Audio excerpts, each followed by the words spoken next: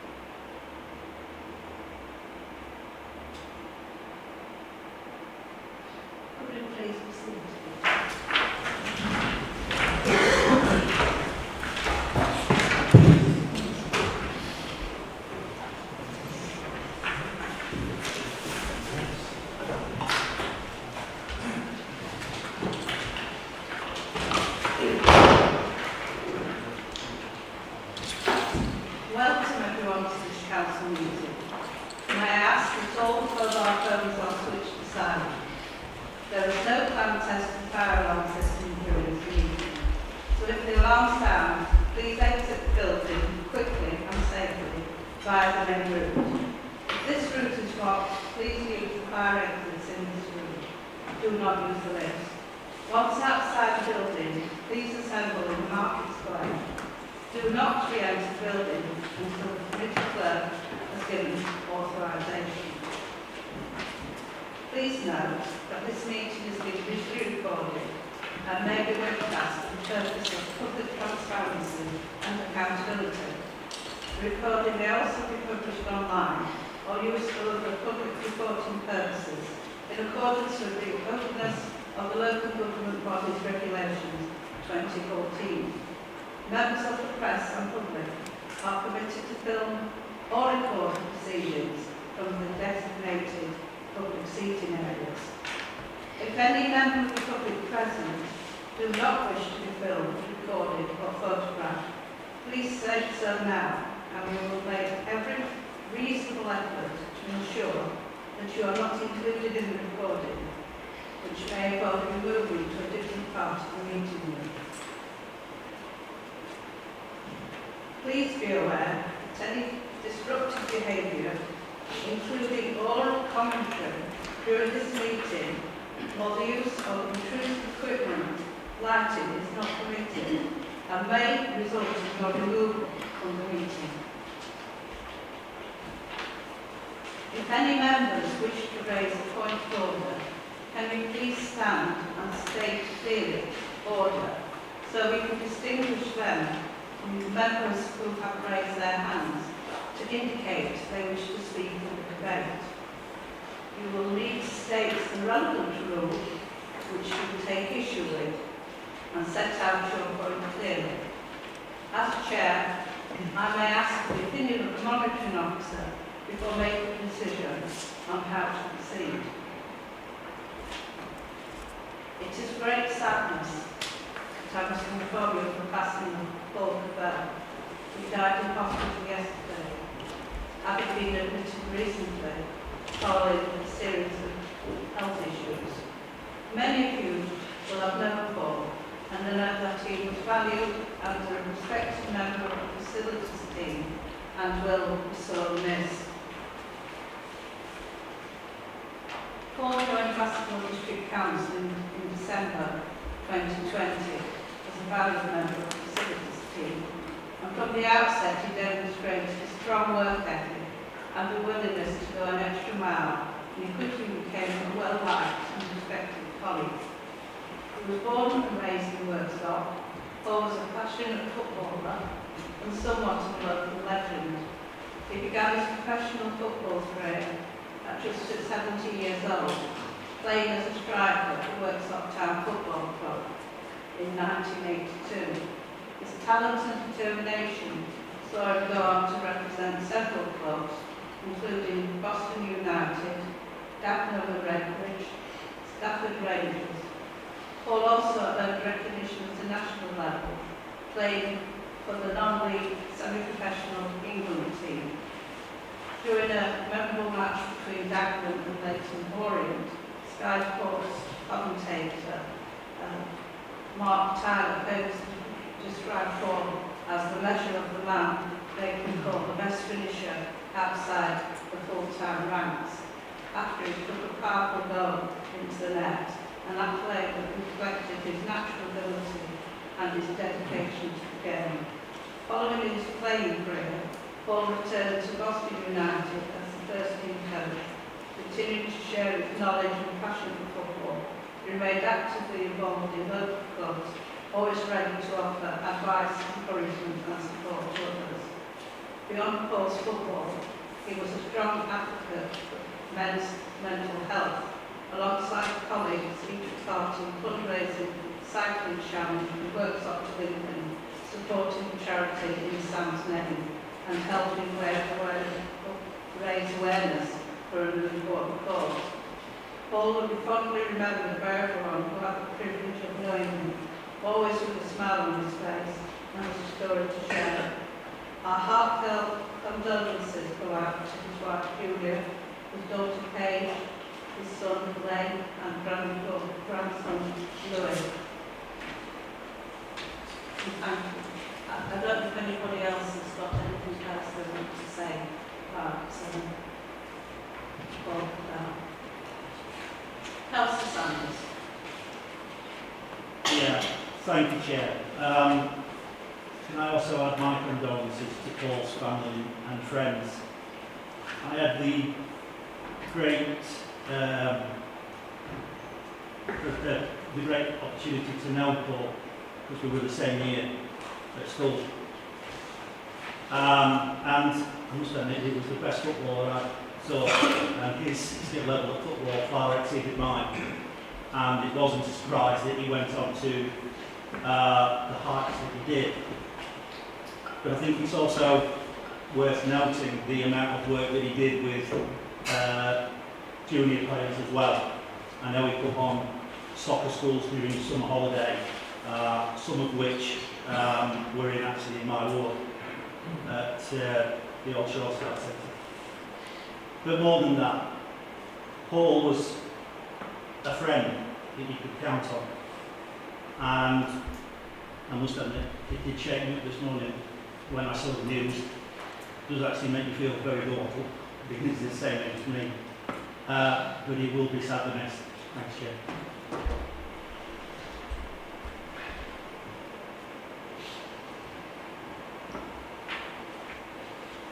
We move on to agenda item number 1, apologies. Are there any apologies?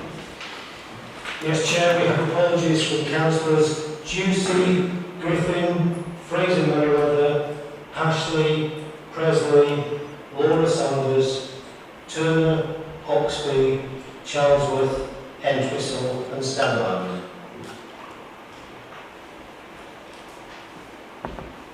Agenda item number 2 is to receive declarations of interest by members and officers. Are there any declarations of interest by members? Yes, Chair. A non-pecuniary interest in agenda item number 7. Are there any declarations of interest by officers?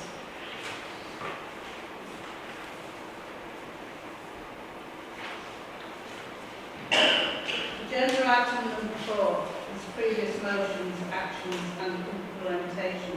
These are provided for information.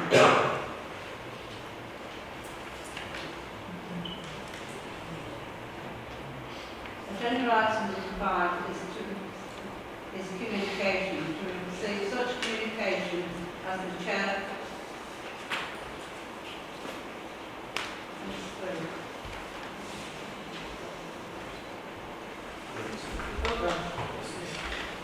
Agenda item number 3, minutes held on 13th May. Have we any comments or observations?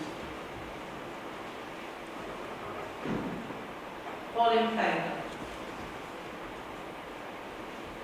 Any against?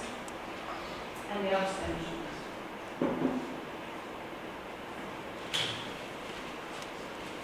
That's our communication again, shall I?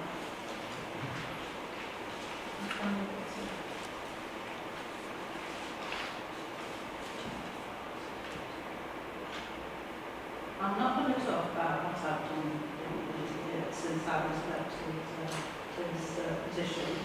I'll leave you to read about that in the members' bulletin.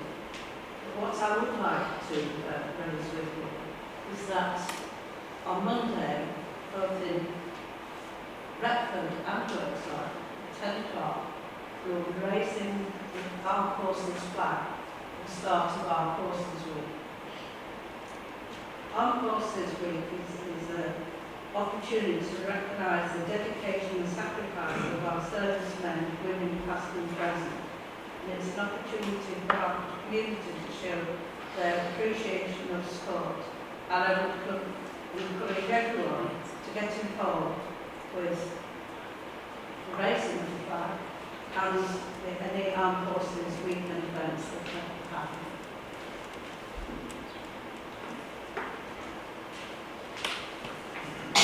I'd like to hand over to the leader to update members on development. Thank you, Chair. Our work to tackle vacant properties on our high streets continues to receive national recognition as one of the trailblazers of the High Street Rental Organisation, First Adopters. We have recently been finalists for an LGC Economic Support Award for our collaborative work to tackle the problem of long-term empty shops, engaging with landlords, agents and businesses to understand the barriers to occupancy. Our work was described by judges as having an exceptionally proactive team, leading the way nationally, utilising new legislation and powers with genuine partnership at the heart of our approach.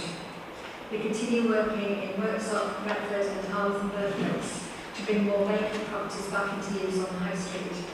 This is in addition to efforts being made to regenerate Worksop's primary centre. We have recently marked a major milestone in a £20 million transformational development at the Priory Centre. The change is already remarkable and I'd urge people to go and have a look. Part of the all the old buildings that we intended to demolish have now been demolished and construction is well underway. The true scale of this project is becoming clear. It is exciting to see the foundations being laid for a new destination that will bring modern leisure and entertainment facilities back to the heart of our town. Further work will include refreshing public areas and a pedestrian bridge over the Chesterfield Canal, providing a new gateway to the redevelopment and to the town. We are also pleased to welcome a high-profile company back to the Priory Centre with the arrival of Sports Direct. The popular sports store return has created more than 10 new jobs and is a positive sign of renewed investment and growing confidence in our high streets. Meanwhile, plans to move forward to renovate and extend an active empty building at Worksop Creative Village, with planning permission approved and a construction partner appointed. When finished, it will provide a high-quality educational workspace supporting both apprenticeships and adult learning in practical skills targeting the construction industry, including welding and bricklaying. The need for this scheme was first identified in partnership with the government through the Community Regeneration Fund process and was supported by a strong local evidence base demonstrating demand for skills and training provision. Subject to final agreements, we expect work will begin on site in early 2027, and when completed, it will help residents access new opportunities and equip businesses with the skilled workforce they need. Elsewhere, we continue to look ahead and are preparing to create a new local plan for Bassetlaw to ensure future growth is carefully managed, supported by the infrastructure and services our communities need, while protecting our environment and making the most of the once-in-a-generation opportunities presented by the Trent Valley Supercluster. Although our current local plan was only adopted in 2024, it will need to be reviewed by 2028-29. Beginning work now means that we can have a new plan ready at the right time, providing certainty for residents and helping to guard against speculative development. Helping to support our new local plan and as part of preparations for the redevelopment of our former power stations at West Burton, Cotton and High Marlow into major clean energy and innovation hubs, we have been leading on the Know Your Place Trent Valley Engagement Project. Funded by MCA, the East Midlands County Authority, we have been working with our regional partners to invite residents along the Trent Valley to share their views on what matters most to them now and in the future, enabling them to share their ideas, priorities and aspirations for where they live and work. We continue to invest in our housing estates and are welcoming new residents into our extensively refurbished independent living centre in Halls and Workhouse. Bassetlaw House will provide high quality and accessible self-contained accommodation to our older residents across the district, providing a balance of independent living with ready support as they need. We are proud of the investment we have made in our independent living centres and hope that these state-of-the-art facilities support people to live independently for many years to come. Our curbside glass collection service continues to make progress and is now into its second 6-week cycle. In the first 6 weeks of the service, we collected over 550 tonnes of glass waste from homes across the district. Meanwhile, our garden waste collection service is now back to normal, following a concerted effort by our crews to catch up on delayed collections. Over the last 3 months, we have faced a combination of unexpected challenges, but have now recovered and have been able to put in place additional resources to prevent any significant delays for the rest of the year. We continue to move forward with our biggest ever decarbonisation project. We have committed to carrying out the work at Worksop and Bassetlaw leisure centres, which are 2 of the council's biggest carbon emitters. This work will deliver long-term environmental gains, safeguard the leisure facilities by reducing energy costs, as well as bringing modern energy efficiency measures to essential community infrastructure, with the project due to begin this summer. We have also formally backed plans to create a UNESCO Biosphere Reserve covering the Humber Head levels in the northern part of Bassetlaw. If given the go-ahead, this would be the first in the north of England and the first non-coastal location in the UK, and is an important step in our plan to protecting and enhancing our natural environment. We continue to work with our partners, including neighbouring councils, wildlife trusts and Natural England, to ensure a biosphere can work for everyone, delivering positive change while protecting and improving our unique natural environment in this mostly rural part of our district.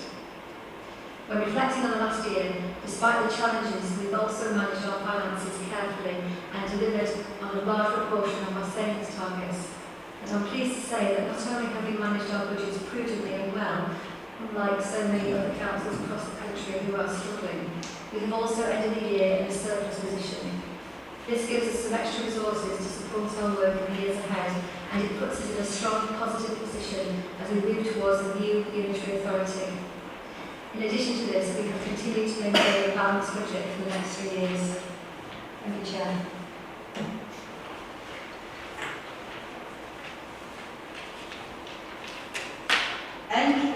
Agenda item number 6 is questions from members of the public. There are 2 questions from one member of the public. In accordance with point 15.3 of the Constitution, no question or answer may exceed 5 minutes without the permission of myself as Chair of the Council, and the total of questions and answers may not exceed beyond 15 minutes without the consent of the Chair of the Council. I will invite the questioner to put questions to a relevant Cabinet member. The first questions are from Mrs. Nancy Wright. Mrs. Wright, would you please ask your questions, please? Thank you. In light of the recent publication and formal adoption by the Government of the Equality and Human Rights Commission guidance, could the Council provide a clear and unequivocal statement regarding its policy on the protection of single-sex spaces within Council-owned and managed facilities?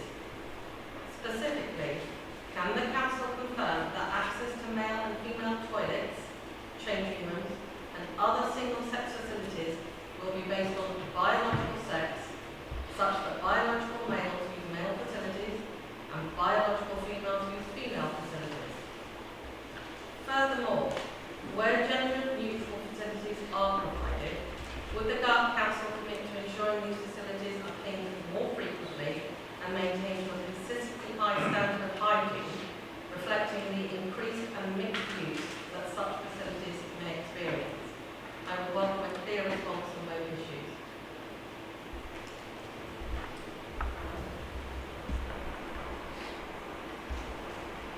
Councillor Slater to respond. Thank you, Chair. So following the recent publication of the Draft Equality Act 2010 Code of Practice for Services, Public Functions and Associations for this year, the Council can confirm that it supports the lawful provision of single-sex spaces based on biological sex, where this is a proportionate means of achieving a legitimate aim such as privacy, dignity and safety. The Council's approach will remain consistent with both the Equality Act of 2010 and emerging EHRC guidance, ensuring that male and female facilities are clearly available and accessible, while also recognising the need to balance this with inclusive provision. The Council will work towards a hybrid model of provision, offering single-sex spaces alongside gender-neutral facilities to ensure inclusive and accessible access for all members of our communities.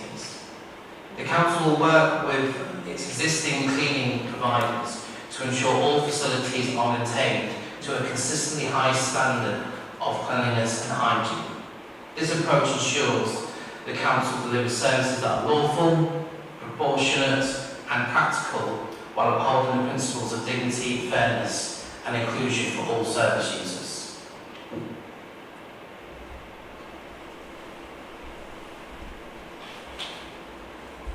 Agenda item number 7 is questions from members. There are 4 questions.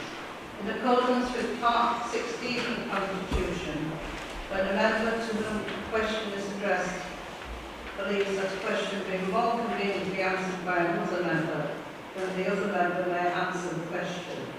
An answer may take the form of a direct oral answer when the desired information is in a publication of council and the other published work a reference to that publication, or where the reply cannot be given a written answer. The member asking the question under Clause 15 may ask one supplementary question without notice of the member to whom the first question was asked. The supplementary question must arise directly out of the original question or the reply. The length of time for questions by members, including giving of answers, is limited to 30 minutes unless the Chair of the Council agrees to an extension. Any question that cannot be dealt with because of lack of time will be dealt with by the written answer. Therefore, ask Councillor McDonald, would you please ask your question, please? Certainly will. Firstly, my hearing problem is not working very well, so I don't quite get the answer to what you say. Don't worry, we'll go around the best we can. My question is, flight tipping in Ramsgill is out of control and recently made national news with a huge 59,000 tonnes dumped on an area of special scientific interest. What are the council doing to stop our area being targeted, and when will this be fully dealt with? Councillor Cole to respond. Yes, thank you, Chair. Thank you, Councillor Cannon, for your question. I hope that you can hear me. I don't know whether you can. Can you hear me? Yeah, just about. Right, okay, I'll do my best. Chair, Councillor Cannon may be aware that the fly tip in Ramsgill has been investigated by the Environment Agency and the County Council, and they have led on the investigation and clearance with our close cooperation. With regard to our approach to fly tipping, the Council adopts a targeted, enforcement-led and risk-based approach to fly tipping. There is strong emphasis on enforcement and prevention, including surveillance, fixed penalty notices and prosecutions.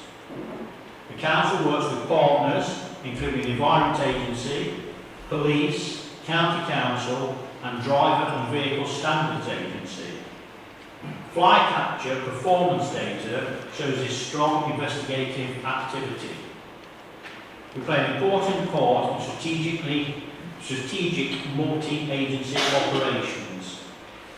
Multi-agency operations such as Operation Rogue aim to defer, disrupt, detect and educate in relation to waste This involves the police, DVSA, Newton Sherwood Council, HMRC and the Environment Agency all working together to stop and check vehicles. An operation scheduled for June, but unfortunately has been cancelled due to the lack of available police support. Prevention and hotspot management includes targeted measures such as cameras, signage and coordinated works used in hotspot locations. Flight capture data is a way that the Council records its performance regarding flight tipping. The data demonstrates a strong level of frontline enforcement activity with a focus on investigation and compliance-based interventions. The Council's overall approach remains targeted, enforcement-led, partnership-based and risk-driven. This approach is a fundamental foundation of the new infrastructure strategy and clearly illustrates the importance of this document. Thank you, Chair. Councillor McCollum, do you have a supplementary? Yes, please. What I was getting at with what the council was doing was basically, I think the main issue would be to be with temporary stop notices and normally considered in cases of large-scale illegal tipping. Will the threshold be changed as to when a temporary stop will be issued in future after the problems here? Sorry, Councillor McCallum, did you say is the what threshold? Sorry? Change? I didn't hear that, sorry. Could you just repeat the last bit of your question for me, please? It's working. Yeah. Could you just repeat the last bit of the question? Yeah, sorry. Sorry. I'll say it again. I think what I was getting at really with regard to the area being targeted and what we can do in future to stop it was the fact that temporary stop notices seem to be a long time being issued where there's large-scale illegal tipping, and I wondered whether the council would consider changing the threshold in view in light of this particular incident. Councillor Cole, to respond? It is now. I get a picture of it's not working. Yeah, regarding stop notices, obviously we've got a procedure in order before we implement that. I'll check with the waste management team as to how that works with our enforcement team. But clearly, as illustrated in the first answer, this is very much an operation that involves multi-agencies. And unfortunately, in the sense of Ramsgill, we had a similar thing on Tinker Lane off the A1. Once a certain amount of fly tipping is accumulated, it does need expert advice. The Tinker Lane refuge was removed by Veolia on the instruction of the County Council. It has to be examined, it has to check for contamination and things of that nature. But I will look into that issue regarding the stop notices. Thank you.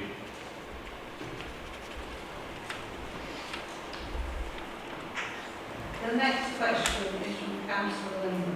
Councillor Lindley, would you like to ask your question, please? Thank you, Chair. Explain that, I'll have to speak louder. Thank you, Chair. Across my villages, residents sell eggs, vegetables and homemade cakes from the ends of the gardens using simple honesty boxes. These are modest, community-spirited activities that support local life and neighbourliness. Yet under the Council's current rules, these same residents are expected to pay £1,007 for a street trading licence. If someone sells a cake for £1 with a cost of 40 pence, they will make just 60 pence profit per item. This means they need to sell approximately 1,679 cakes just to cover the cost of the licence before making a single penny in return. Does the Council accept that this approach is wholly disproportionate for small-scale informal village trading and is driving at exactly the kind of grassroots enterprise and community activity we should be encouraging? What justification can the Council provide for applying such a high charge and such low-level honesty box sales, or would it urgently review the policy to introduce a sensible exemption? Thank you.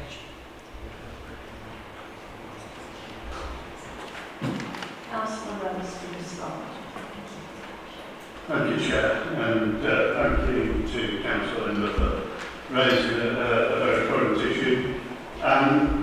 The Council recognises the important role of small-scale formal trading, such as honestly local sales of cakes, baked goods and other items, can play in supporting community life and enabling this across our villages. We've seen firsthand the positive contribution these activities can make within our aim to discourage them. Firstly, just for clarity, I'd like to emphasise the following: that the selling of eggs, vegetables and cooked flowers is not considered to fall within the scope of the street trading policy. This is because such items may be reasonably regarded as surplus goods arising from normal domestic life, and therefore they're treated differently from other forms of trading activity. Clarifying this distinction is intended to help reduce some of the confusion for residents and councillors alike. At the same time, it's important to be clear that the Council's street trading policy being developed over a sustained period of consultation is designed to ensure that trading activity is carried out safely, fairly, in a way that does not adversely impact on the residents. This includes considerations such as food hygiene and safety, as well as potential issues related to parking, noise, litter and wider nuisance. The current framework also seeks to ensure a level playing field between different types of traders, including established local businesses and those operating from a non-traditional sector, such as sheds or stores. The Council does recognise, however, that there is a wide spectrum of activity captured under the term cake shed, ranging from very modest community-led honesty box sales through to more commercial operations. It's precisely this variation that's led to concerns about whether a single approach to licensing and fees is appropriate in all cases. In response to feedback from residents and stakeholders, the Council has already acted.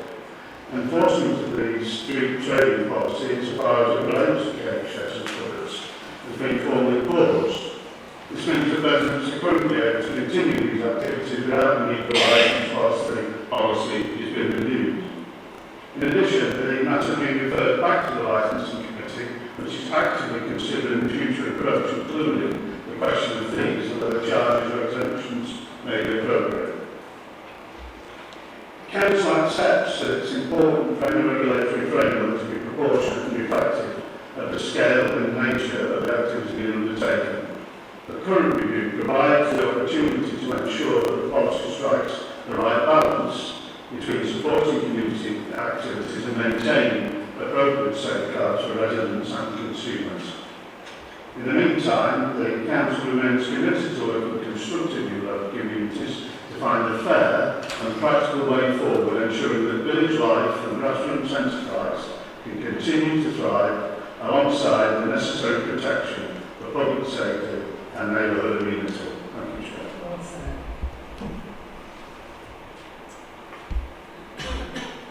Councillor, have you such commentary? I do, Chair. Whilst I absolutely agree that standards have to be upheld by the Council and regulation with foodstuffs have got to be stringently looked at, but would the Council consider scrapping the street trading licence altogether with a refill groups policy to help these businesses? Thank you. Councillor, response? Chair, I'm sad to say that I didn't catch all of Councillor Linda's question because the volumes from King's Cross Station to the quiet carriage. But what I will do if Councillor Linda's accepted of it is ensure that he gets a written response to the question which was asked.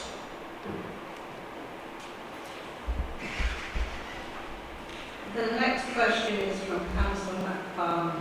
Councillor McFarlane, would you like to ask your question, please? Thank you.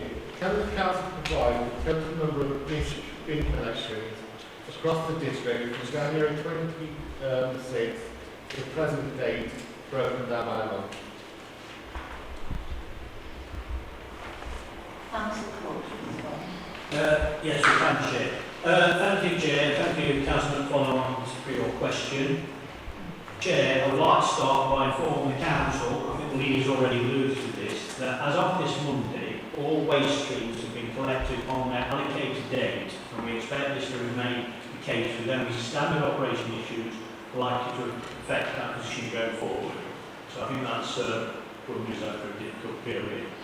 The council operates a system where residents can report missed bins, and these are then recorded on the council's reporting software. The number of reported missed bins in the period from January 26 until the question was submitted are as follows. Green and blue bins, January 404, February 640, March 802, April 534, May 330, and the part of June that we're covered 45. Now this sounds a lot, because the total reported missed bins of 2,755.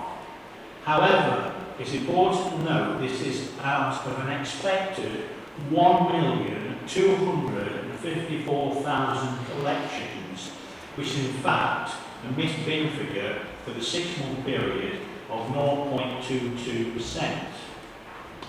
Brown bins, April 25, May 323, June 59. This is a total of 407 out of 187,795 expected collections, or once again 0.22% of expected collections for the 6-month period. Black bins, April 12, May 148, June 7.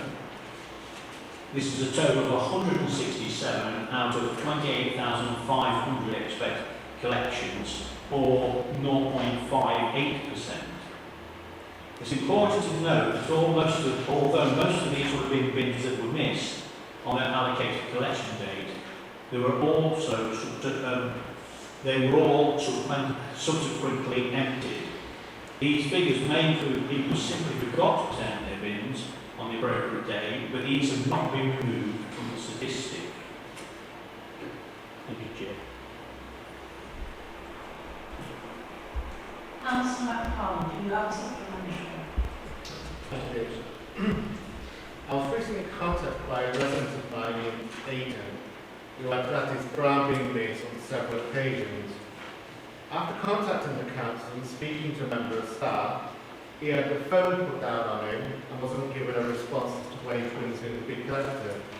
Will the council take the opportunity to apologise to my resident and make sure this never happens again? Councillor Court to respond. I'm sorry to hear this. Obviously, the council operates a complaint procedure, and I assume that you will assume that from that. Certainly, if this is the case, obviously I'm not aware of the facts. I've have to take a word on that. Certainly, I don't think that's appropriate behaviour, but clearly that has to be established. And I suggest that we might wish to pursue this through complaints. Thank you.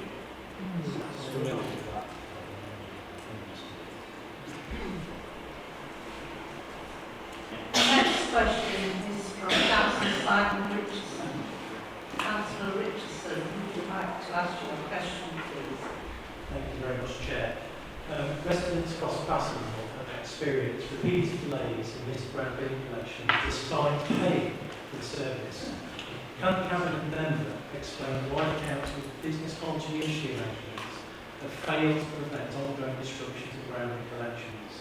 How many households have been affected, and whether they believe residents have been given sufficient information about the scale of the problem, and the Council's plans to restore the service afterwards? Councillor Court to respond. Thank you, Chair, and thank you, Councillor Richardson, for your question.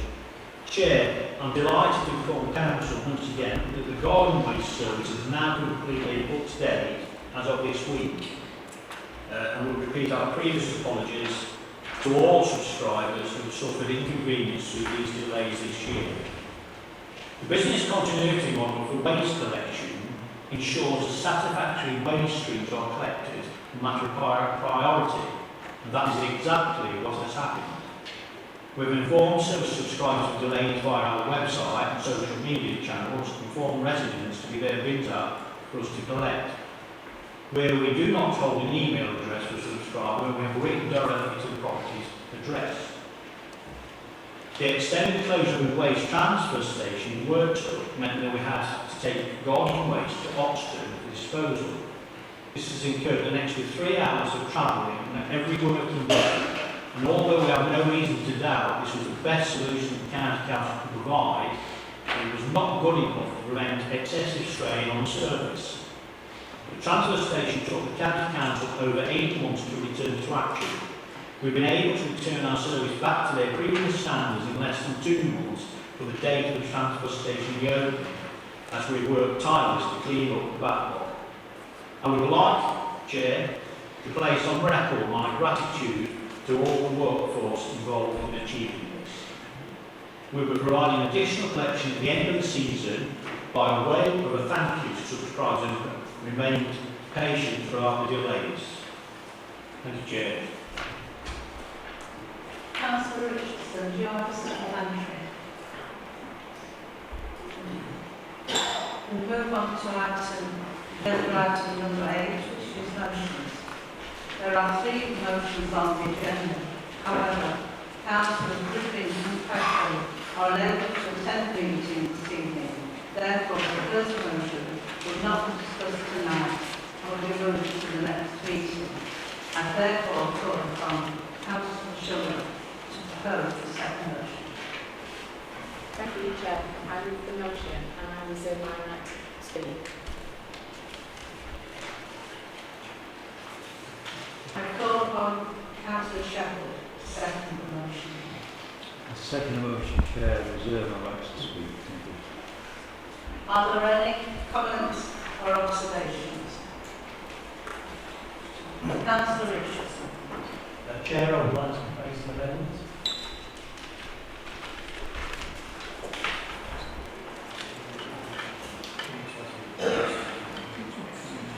Has the amendment been received in accordance with the procedures? I can confirm that is the case, Yeah. Chair, yes.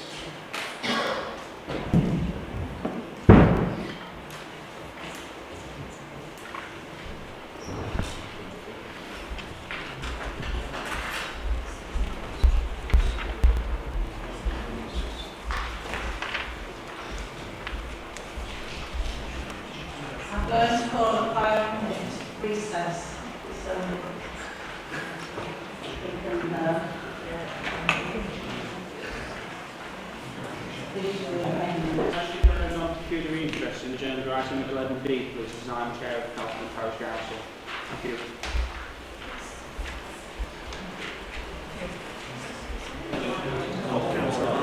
And I call the meeting to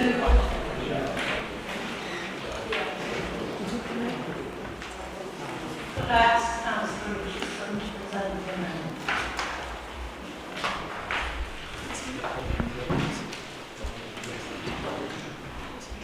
Chair, thank you very much. I do support the spirit of this motion. However, people living with life-limiting and progressive conditions deserve dignity, independence, and the best possible quality of life. They should receive the right support at the right time in the right setting.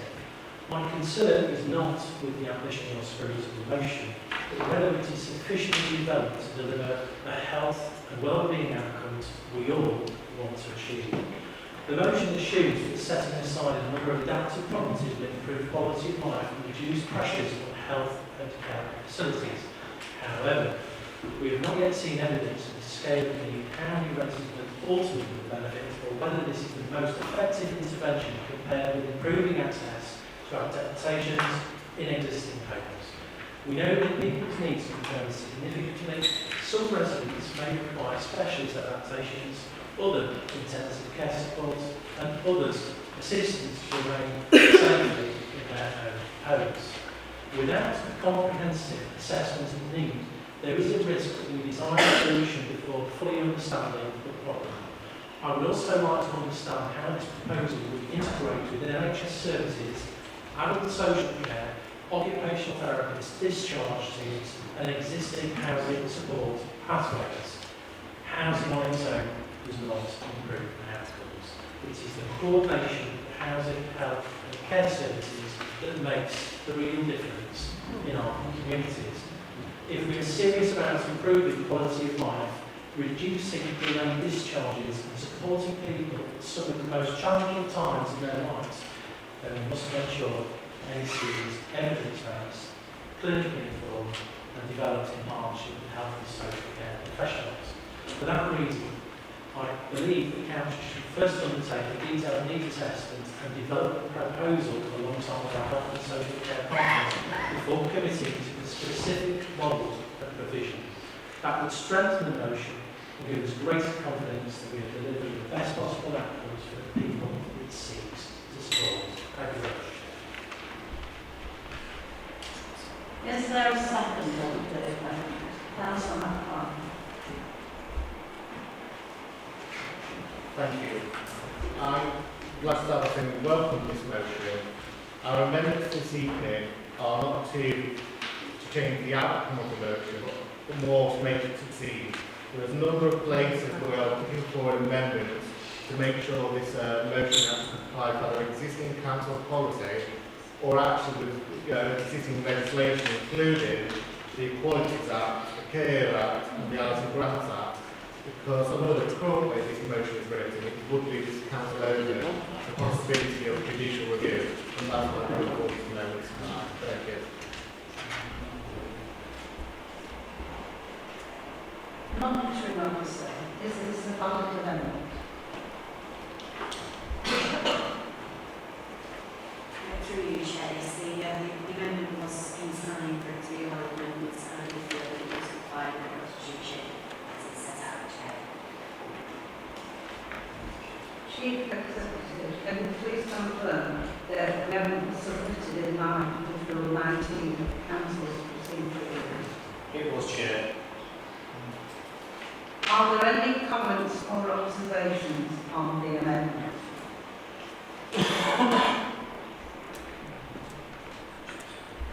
Councillor Fox. Can I ask if this is applying to Bassetlaw district social housing, or is it people that live in private rent or own their own homes? Can anybody answer that, please?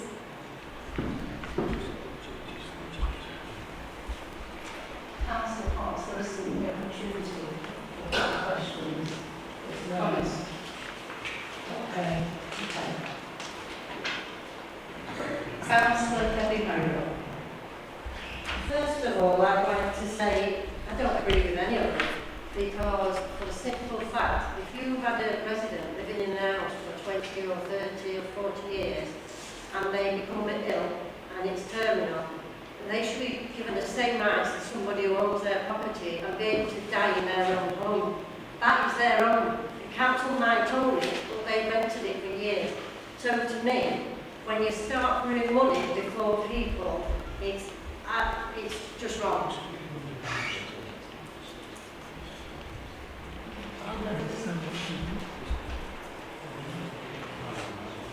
Councillor Brown.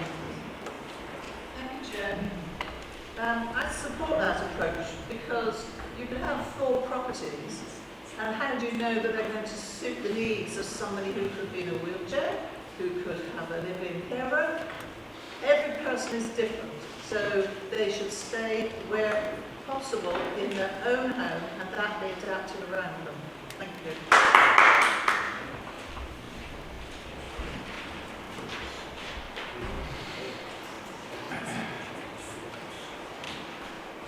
Councillor Shepherd.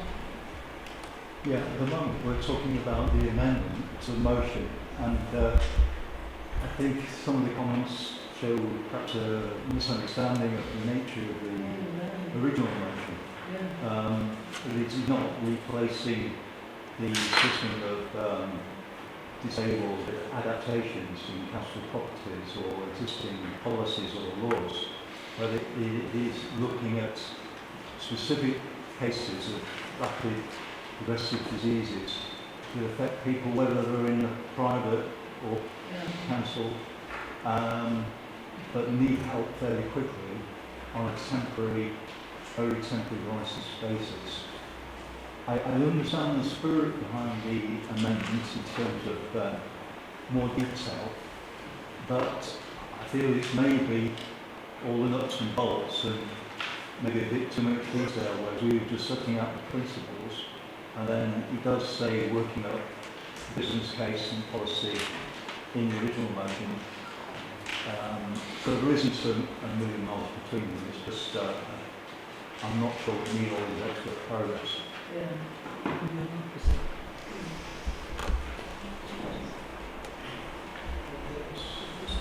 Would the proposal of the original motion wish to speak before the amendment is put to the vote? Yes, thank you, Chair. Sorry, I've got to use this. In answer to the non-agreement with this being means of moving people out of their own home and taking away their rights, this would not supersede the adaptations and allow people to have their own homes adapted where they feel that that is the right thing for them. This is meant to assist people and enable them. In terms of the efficacy that this motion will provide, we speak within the motion of a needs-based assessment. This will be undertaken with all necessary assessments. Your amendment seeks to provide a delivery model and a mode and to move the motion seeking to undertake a full review of work with partners and provide a business case. This will not be in isolation. This will be carried out with our partners. We will underpin it with a business case model, and we will also look to provide a full suite of documents that back this motion. And we feel that the additions to the motion are looking to show us how we will actually deliver, not just provide the motion. And on that grounds, I would not wish to accept it.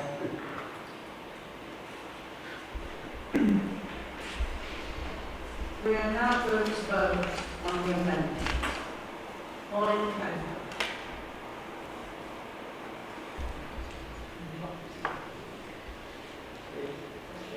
All those against? Any abstentions? The amendment was not carried. We therefore go back to the original motion. Are there any observations? Councillor Lamb.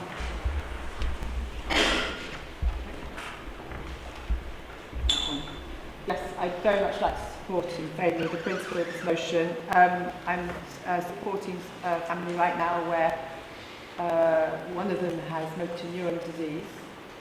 His disease is life-limiting. It will become progressive, and the family are not eligible for a disabled facilities grant. And what they want to do is focus on living with the person for the rest of his days and not have to find the finances to adapt to the property, which is very, very difficult to adapt because of its size and where it's sited.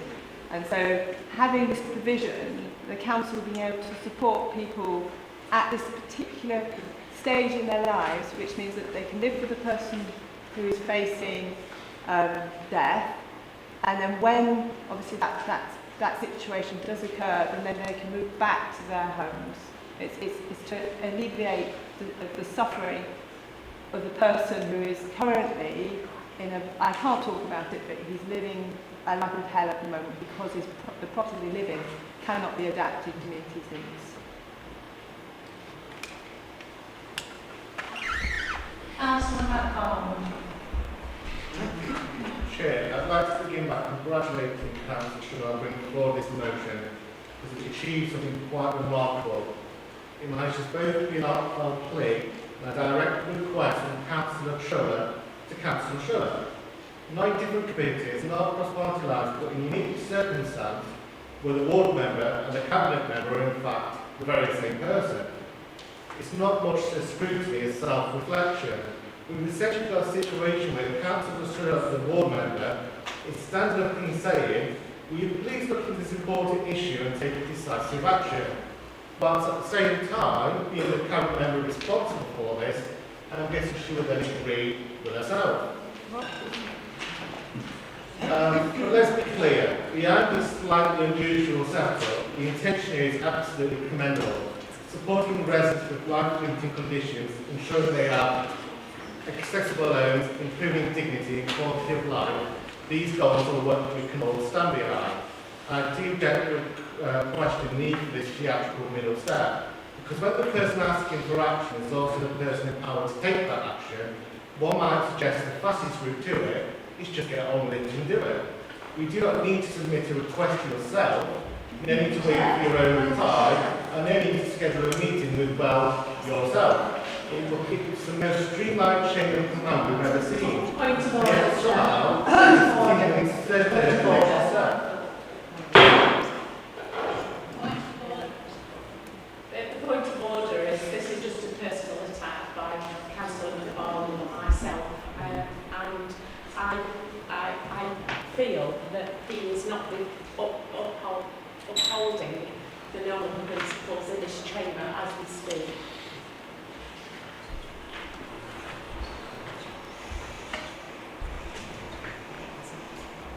Councillor McFarlane, could you please ensure that your comments are reflective of the motion, please?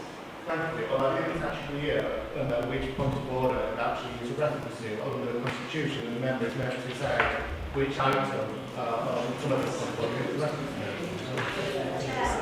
Chair, I made the original request for point of order as 1910 of the Constitution.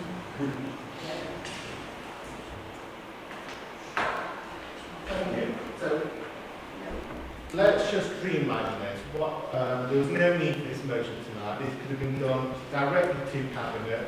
This could have been started weeks or months ago. It is disappointing really tonight. Chair, point of order.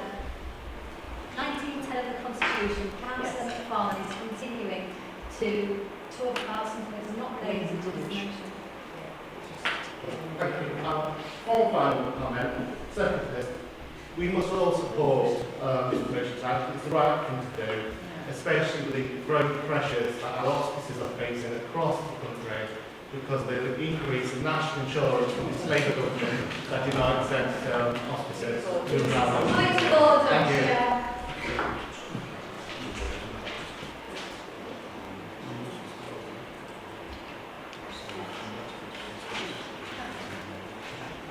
Councillor Reid. Thank you, Chair. I'm pleased to know that I'm ready to talk about motion. Just for the avoidance of doubt, this motion is not about forcing people to go into this accommodation. It's about those residents from anywhere in Bassetlaw, in any accommodation they live in, who are facing life-changing, probably life-ending conditions that move very fast. Some people can have a life-changing or a life-ending condition and it can take years. Some people it moves much faster than that. So we want to put together some accommodation so that those people in those extreme circumstances don't have to worry about making an application to their homes, but they can actually move into a community for a period of time, and when they no longer need it, then the family can move back to their own home. So it's nothing to do with forcing people to be in accommodation that we are looking at. And there's still the money available to make adaptations in people's homes should they wish to have that.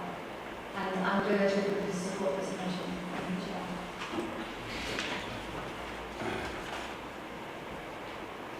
Councillor McFarlane. Thank you, Chair. I totally support the motion. I think everyone in this room will know someone that needs this service. Moving from one home to another or from hospital to another one. The care's got to be in place You don't always see what's happening behind the scenes, but unless you've been to hospital and actually watch these people, or you know someone that definitely needs, like Councillor White does, and so do I. It's very hard for families when they've got children as well, they've got someone in the family that's really ill. They need the break and they need the support. And that's the only way you can do it is by moving them out, unless you get DIY, SOS and do it for you. And that's not always the case, is it? But I think it's a good thing to do. And I thank Councillor Schuler for bringing it forwards. And I think Councillor Schuler does a really good job, whether she's ward councillor or a cabinet member. And I congratulate her on bringing this forward. Thank you very much, and Councillor Shepherd too. Councillor Evans. Chair, I don't even know why we are debating this. You know, I know people, my own husband, with a progressive motor neuron type disease. You know, as Councillor Richardson said, people are different, living in different circumstances, have different needs. For God's sake, we all know there is a need. Get on with it. Let's vote it through and let's stop messing about.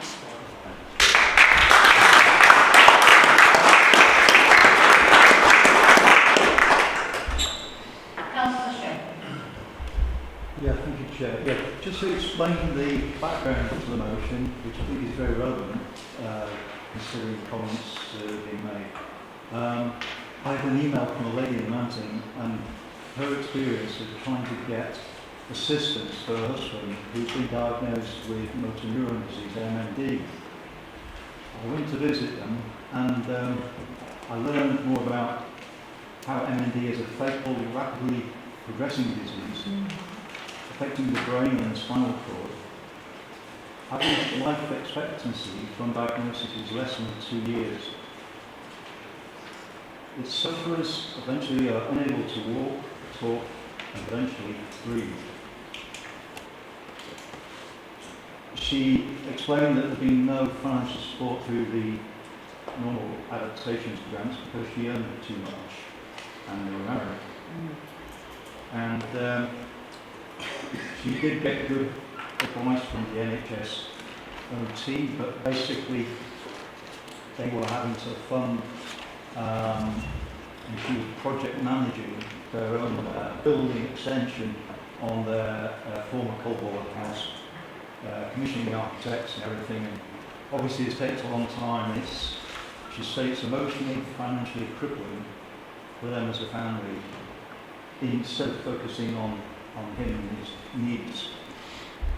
About 18 months ago, he was working in a manual job, but now uses an electric wheelchair which he has to buy, and has adaptations to help him hold a cup or a phone, but he's remarkably cheerful.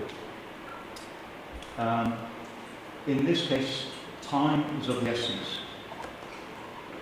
The average waiting time for home adaptations, according to the Motor Neuron Disease Society, which she told me about, and sent me a link to that, is 375 days. They have to wait. And she sent me a link to a motion from the Motor Neuron Disease Society. She was urging the council to adopt this motion. When we looked at it, I sent it on to Councillor Schuler, and Councillor Schuler worked with housing officers and myself in developing our own motion that will cover other rapidly progressing diseases, not just MND, for example, Parkinson's and cancer, etc. The family are fully supportive of the motion that's before you today. It will allow families in this situation to cope better with a rapidly progressing disease without stress and disruption, ability to work, as she said, to live safely and independently in the short time they've got left.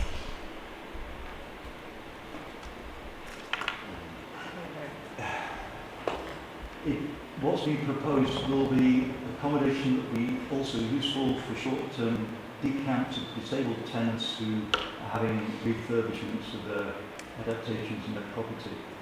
So it's licensed property and very short term. The proposal is covered by a sound business case and or will be covered by that, and capital funding from the Better Care Fund is available. I'd just like to say there's supposed to be a family all around the Leeds half marathon to raise money for MND, and the husband completed it in his wheelchair. I urge all members to support the motion. Thank you, Chair.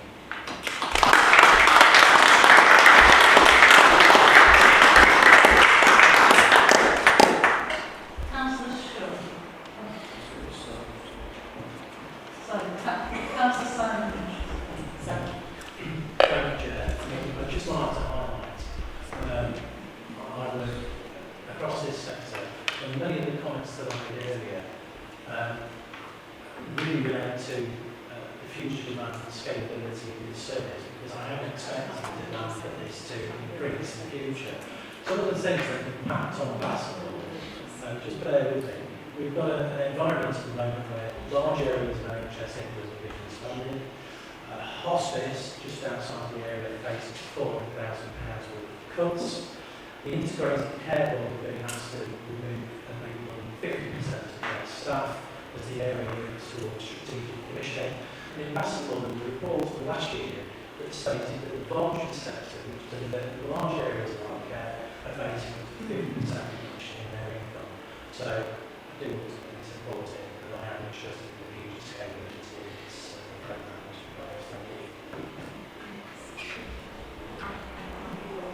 Councillor someone. Didn't say it's difficult to say. Councillor Right, first of all, thank you, Councillor Lee, for clarifying that people will be asked to move into these premises, that you will still keep the adaptation in their properties. The actual motion as it reads didn't clarify that, but thank you for clarifying that. Knowing that now, knowing that people, when they are on their last days, that we're not going to force them out, we're always going to want to move, I can support this motion.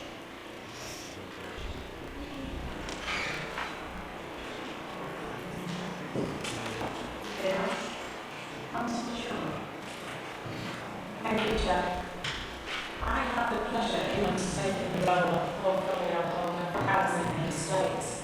Within the sphere of the responsibility is the allocations and facilities grants.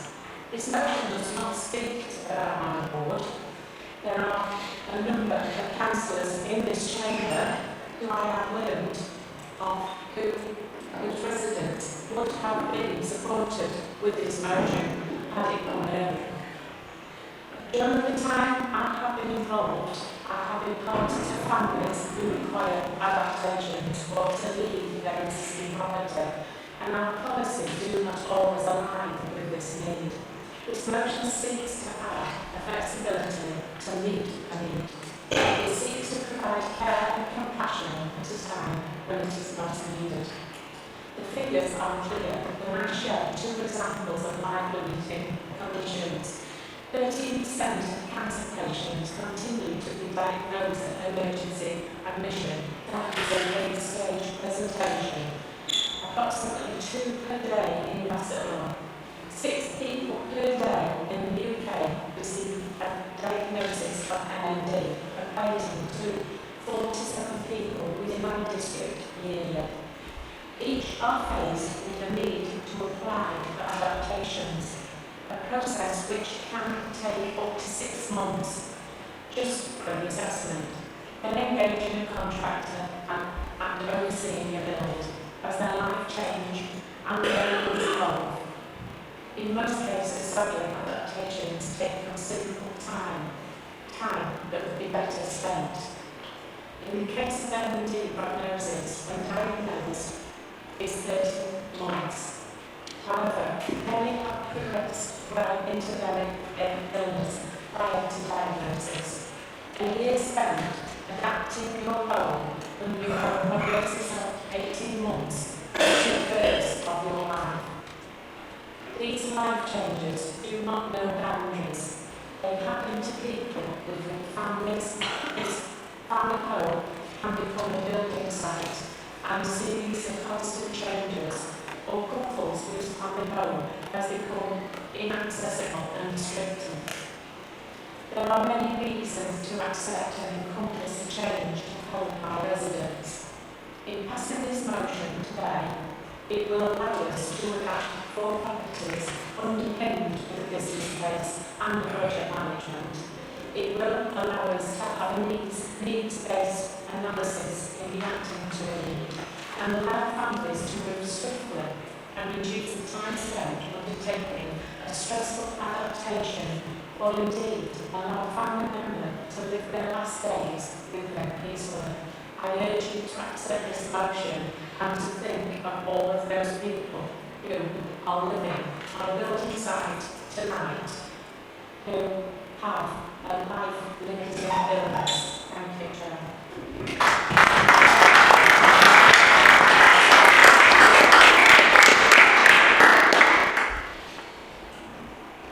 Putting this motion to the vote. All those in favour? Thank you. Any against? Any abstentions? It's carried.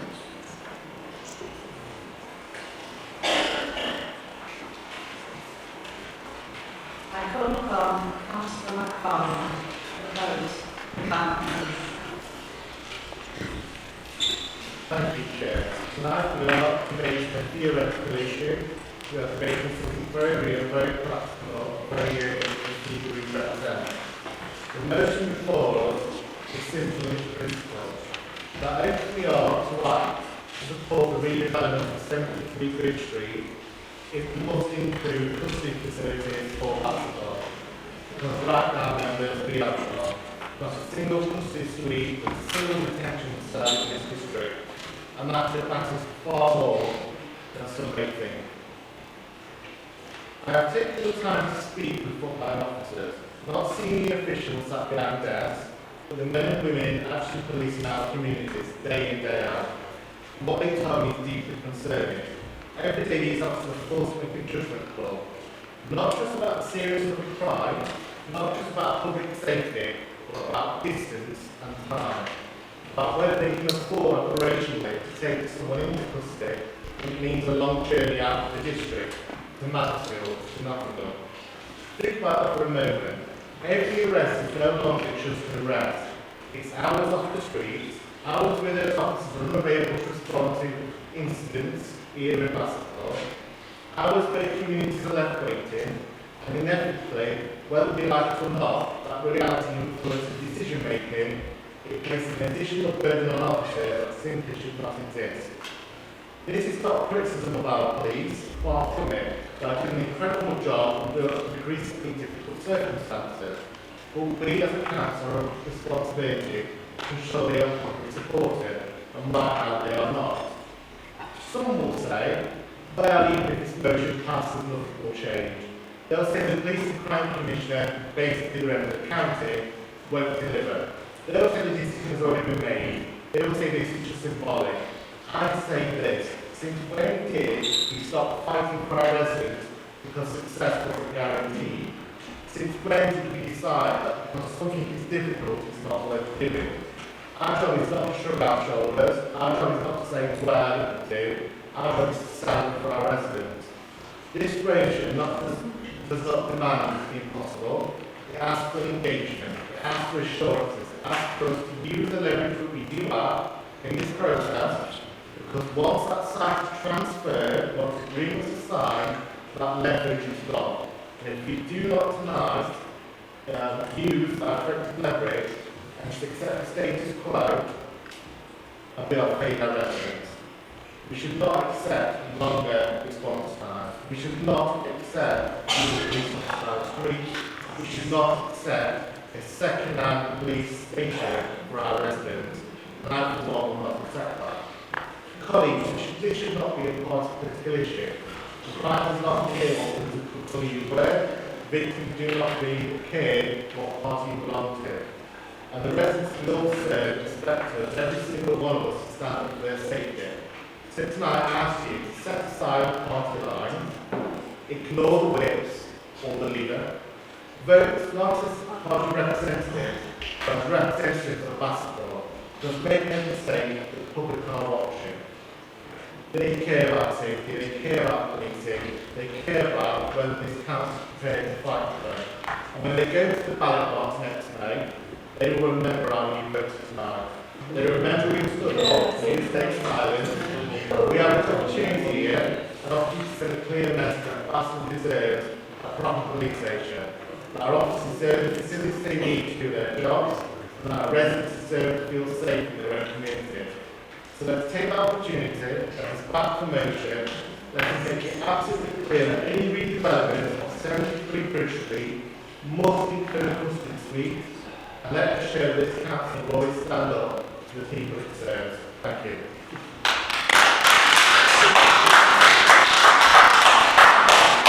Is that the end of the speech? Councillor Member Smith. Thank you, Chair. I would like to second this motion. I proudly served as a special constable for both the Metropolitan Police and Essex Police, totaling 11 years of service. I was placed at Belgravia Police Station in London, which was well resourced due to the high profile nature of the area. When the custody suite was full, suspects had to be transported to neighbouring stations. This took additional time for officers to travel there and back, and further delays could occur when booking prisoners in custody, as those custody suites had their own workloads to manage. Later with Essex Police, I was based in the town of Eastwood, which had a police office with no custody cells. Any suspect arrested there had to be taken to a neighbouring station, and in these circumstances, officers were taken out of their area for extended periods, and officers from neighbouring areas might have to then respond to incidents within the area. Transporting suspects over longer distances increases risks to officers, particularly when dealing with individuals under the influence of alcohol or drugs. Where a suspect is transported in a car, the risk can be significant. Even when the suspect is placed in a secure cage of a police van, although the risk to officers is reduced, the risk of the suspect coming down can increase. Intoxicated detainees may harm themselves, and the additional journey time can further agitate suspects who are already uncomfortable due to feeling strain. In Nottinghamshire, officers making an arrest in Harbour can face a journey of around 45 minutes to the custody suite at Mansfield Police Station for up to an hour to Nottingham Police Station custody suite. More importantly, when a suspected drink or drug worker is arrested, it's imperative that they're brought into custody as quickly as possible. The levels of drugs and alcohol in the suspect system diminish over time, and delays in transportation can affect evidential testing and ultimately the outcome of the case. To know that police resources are already stretched and public confidence in policing is declining, we should do everything within our power to support officers in carrying out their duties effectively and help restore confidence in Nottinghamshire police. An additional benefit of the custody suite in Bassetlaw will also help relieve the pressure on existing custody suites across Nottinghamshire, where they're already dealing with significant workloads. It will also reduce fuel consumption and vehicle wear and tear, generating savings of police. Suspects can become agitated when they discover they're being taken out of the area following an arrest. Many don't have the means to return to Bassetlaw after their release. This can lead Nottinghamshire Police having to provide travel warrants, rail tickets, or transport back to Bassetlaw, creating additional costs and taking officers away from frontline duties. This is particularly relevant where suspects are vulnerable and officers do not believe it's safe or appropriate for them to travel on public transport. Residents of Bassetlaw contribute to the funding of Nottinghamshire Police and rightly deserve a high standard of service. Inclusion of a custody suite with a proposed new station will help facilitate that. I feel this is especially important for our rural villages where access to policing can be even more limited to our towns. If this proposal increases officer availability and improves the service provided to residents across Bassetlaw, then it has my full support. Thank you.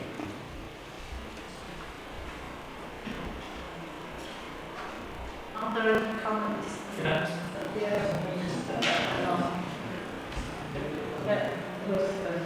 Councillor Lee.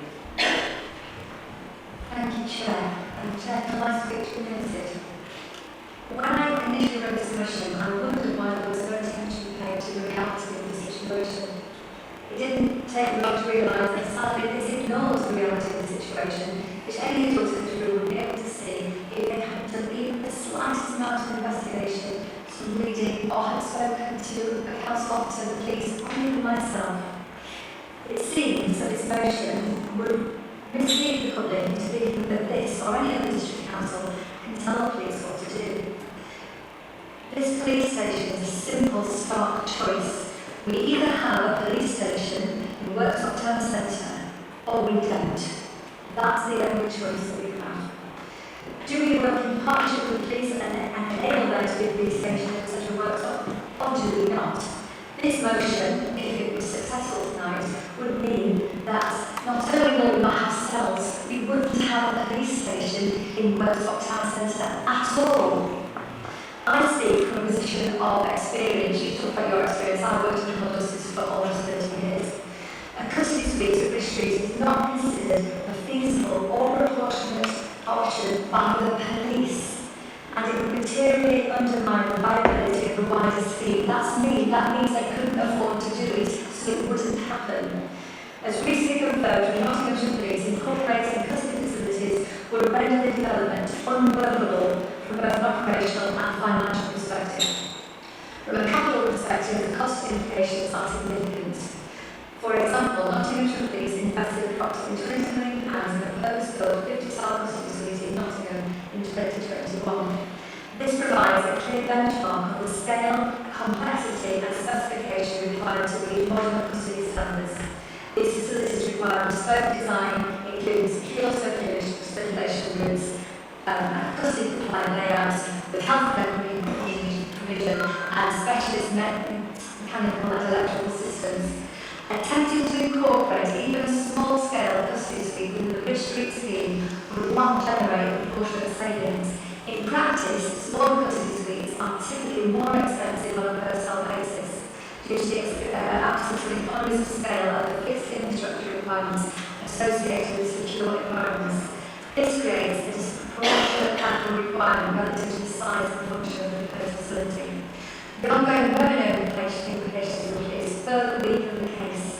Custody suites require 24/7 staffing, including custody sergeants, detention officers, healthcare provision, etc., etc. These operational requirements are largely fixed, and they do not reduce significantly in smaller facilities. As such, a limited capacity custody suite would still generate a substantial ongoing revenue burden. This represents poor value for money when compared to the existing network of purpose-built custody facilities across Nottinghamshire. This is the view of the police. There are also clear programme and delivery risks. The current Bridge Street proposal is based on a relatively straightforward refurbishment and conversion of an existing building into a town centre police station, with an estimated cost of approximately £3.7 million and a delivery programme of around 2 years. Introducing a custody suite would fundamentally change the scope of the project, requiring significant redesign, additional planning considerations and enhanced security and structural interventions. This would extend the delivery timescales, increase construction and planning risk, and jeopardise the funding assumptions that underpins the current scheme. In addition, the physical constraints of the Bridge Street site mean that accommodating custody provision would displace or significantly reduce core policing functions. This would undermine the objective of delivering a modern, visible and accessible town centre police station and reduce the overall effectiveness of the facility. Overall, the inclusion of a custody suite cannot be justified on feasibility, cost or value for money grounds by the police. It would increase capital and revenue costs, extend delivery timescales and introduce additional risks. The current proposal focused on a police station conversion remains the most proportionate, affordable and deliverable option aligned with available funding and strategic priorities. We talk about putting an extra £17 million into this. I mean, the district council is putting some money into this, the police are putting some money into this. Why don't the county council or county councils at the back consider assisting and putting some money into this?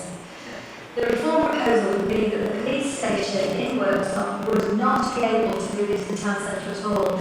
Your proposal would mean no police station in the centre of Worksop.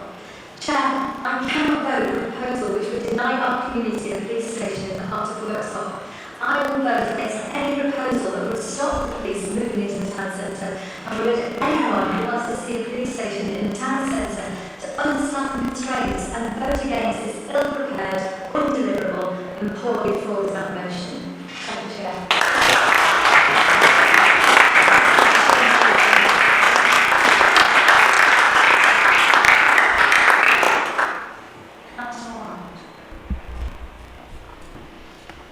Thank you, Chair.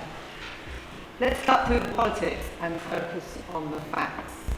This motion says that unless we get assurances about a custody suite, we should consider pulling the plug on the transfer of 73 Bridge Street.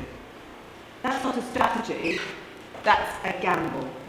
And it's a gamble with a project that will bring a permanent police presence back into the heart of Worksop. Now, let's be honest. We'd all like to see custody facilities in Bassetlaw.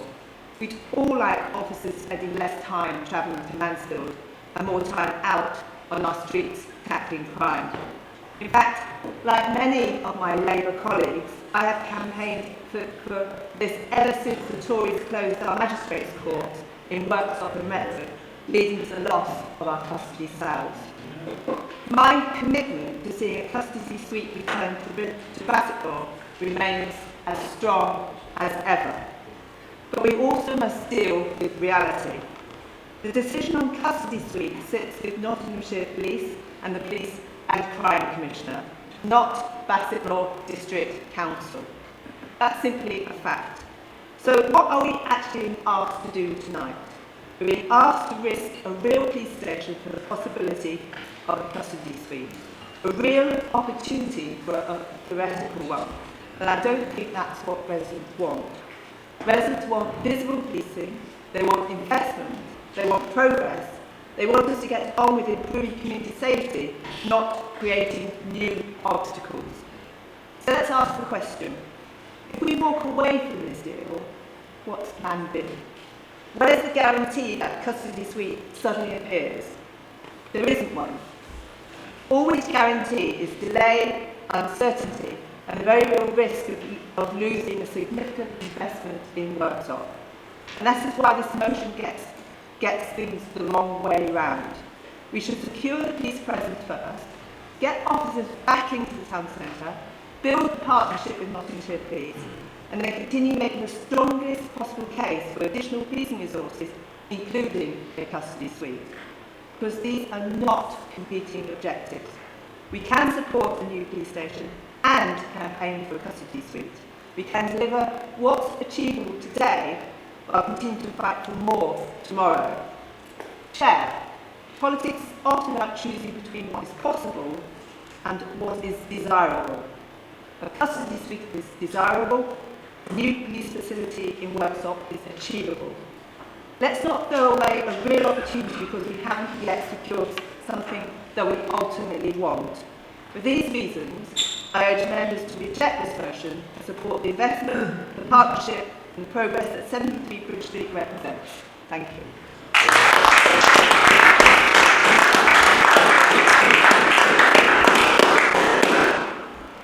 Councillor Rhodes. Chair, thank you. Chair, thank you. I've been around long enough to recall that the police station and the housing workshop closed whilst the Tories were in government. I mean, the real Tories, not the turquoise Tories that are running this rather odd campaign. Along with other Labour members, as Joe just recalled, I remember standing outside campaigning for the police station to remain open. I remember the placards we had saying our police station, and our MP, along with Joe, who was in this room, were campaigning hard against this closure. I don't recall, by the way, seeing any member of the opposition anywhere near that campaign, anywhere near it.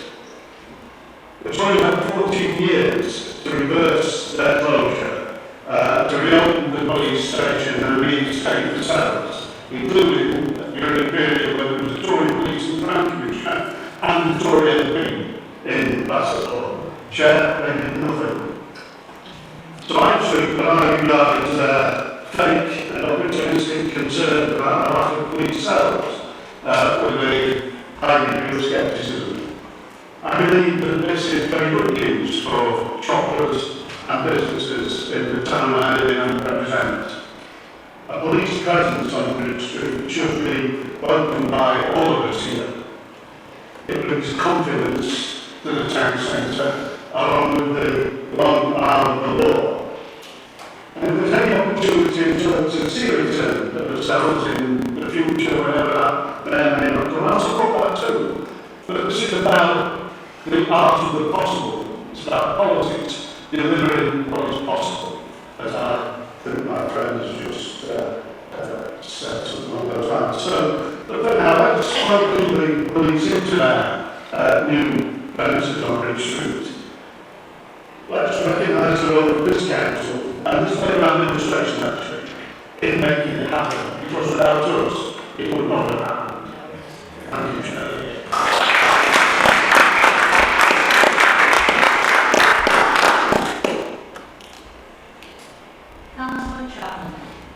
Thank you, Chair. Well, I'd like to welcome everybody this evening to this motion because I find it very, very interesting. I had the honour and was very proud to be the first member to sit on the police crime panel for Nottinghamshire. And boy did I let my voice be heard on behalf of Bassetlaw.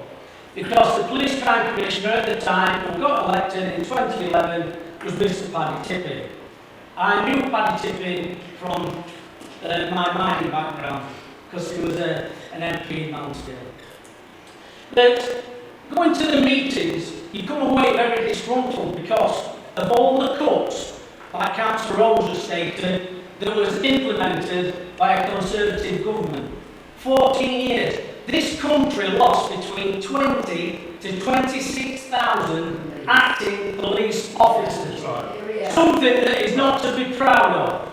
But here in Bassetlaw, when the cuts had to be implemented by the Police Crime Commissioner, we took on board the cuts, we had to, but as an administration of this council, we worked with him to try and keep policing rurally and town-centred, because we, as a Labour administration, turned around, worked with Harworth and their town council, and we got policing kept there because there's a response up there. We kept the police in Redford because they are taking part of 17 AOB, whatever it is, they're operating from there. And here in Worksop, we gave them a section of Queen's buildings so policing could be proactive from this building. Yes, like Councillor Rose has said, we lost our custody suite. We campaigned, we banged on doors, we did everything we could. But when you get told as a police crime commissioner, you have got to make significant cuts and lose X amount of millions out of your budget, unfortunately, Bassetlaw was made to suffer. I'm very sad to say that, Chair, we were made to suffer. But Councillor McFarland has suddenly appeared like a shining star above the horizon, as though we've never known about this before. So my question, in response to Councillor McFarland portraying that it's not political and this and other, in 2019, unfortunately, we had a Conservative MP for 5 years. And he had an office down the road. Yes. And at that office, he had a Chief of Staff. Oh, lo and behold, Councillor McFarland. So my question to you, Councillor McFarland, is, for 5 years, not only did we have a Conservative MP, we had you as the Chief of Staff, we had a Conservative Police Crime Commissioner. Why didn't you campaign on it then? Why didn't you lobby anybody? Because you, as the Chief of Staff, had better inroads than we have as a council chair. So, you didn't do nothing. So between 2019 and 2024, there was no crime in Bassetlaw because nobody campaigned about it, nobody lobbied anybody, because there were no crime apparently.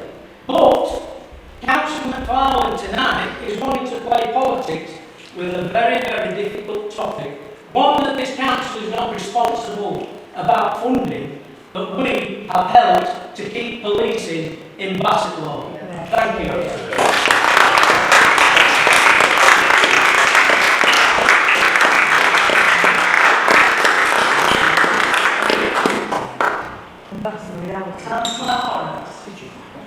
Thank you, Chair. Firstly, I'll speak off American slightly. Congratulations to England and Scotland for the World Cup. I'll get back to American now. I just want to raise a few points that were brought up. Council members said about an arrest made in Harvard that had to travel to Mansfield or further afield to be logged. We actually have an agreement with South Yorkshire Police in Doncaster, Busby Street, which is regularly used as Nottinghamshire Police. I've witnessed this myself. I got had a shot.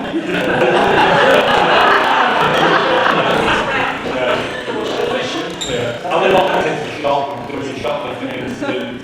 Nottinghamshire Police came, made initial arrest.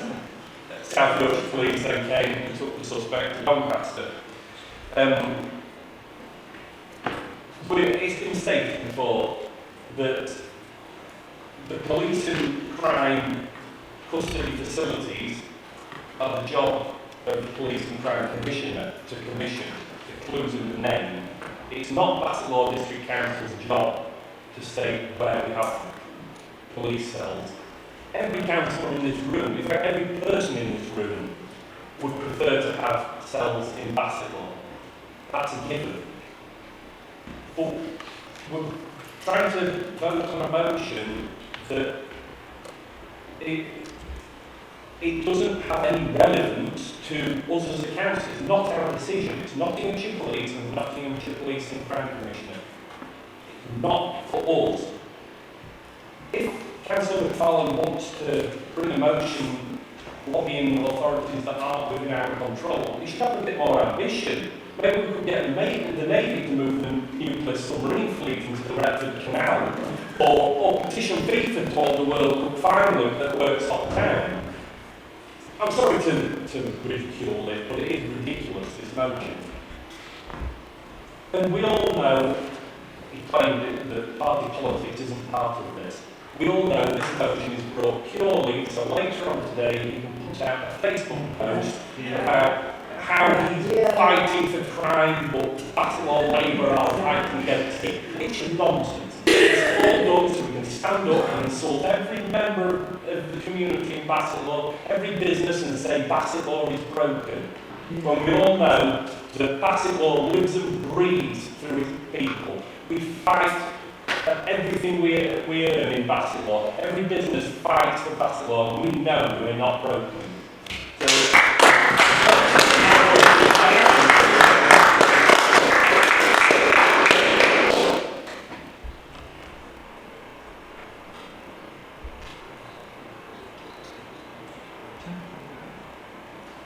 Councillor, are you voice vote or?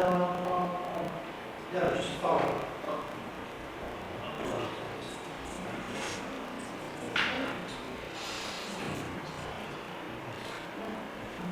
Councillor Lindsay Gordon spoken. Councillor Lindsay. Thank you very much, Chair. I think this is a really important issue. I think it's such an important issue. I actually attended a scrutiny on Tuesday when we discussed this matter, and I note the second didn't, and not a single other member of any of the parties attended. And many of the questions that you've actually raised in the motion were discussed there, and it will very kindly took my gave me answers to the questions that you talked about. But I'm really grateful that Councillor Simon Richardson posted a picture of Councillor Limber instead of Makerfield having a photo opportunity at the by-election. So instead of actually working with council officers, scrutinising proposals, and sometimes it's more about doing the hard work for that councillor rather than photo opportunities.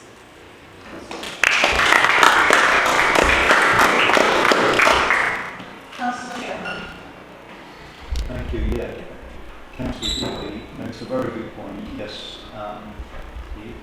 the decision, the cabinet paper was discussed. discussed over scrutiny and endorsed the key decision and no opposition members were present.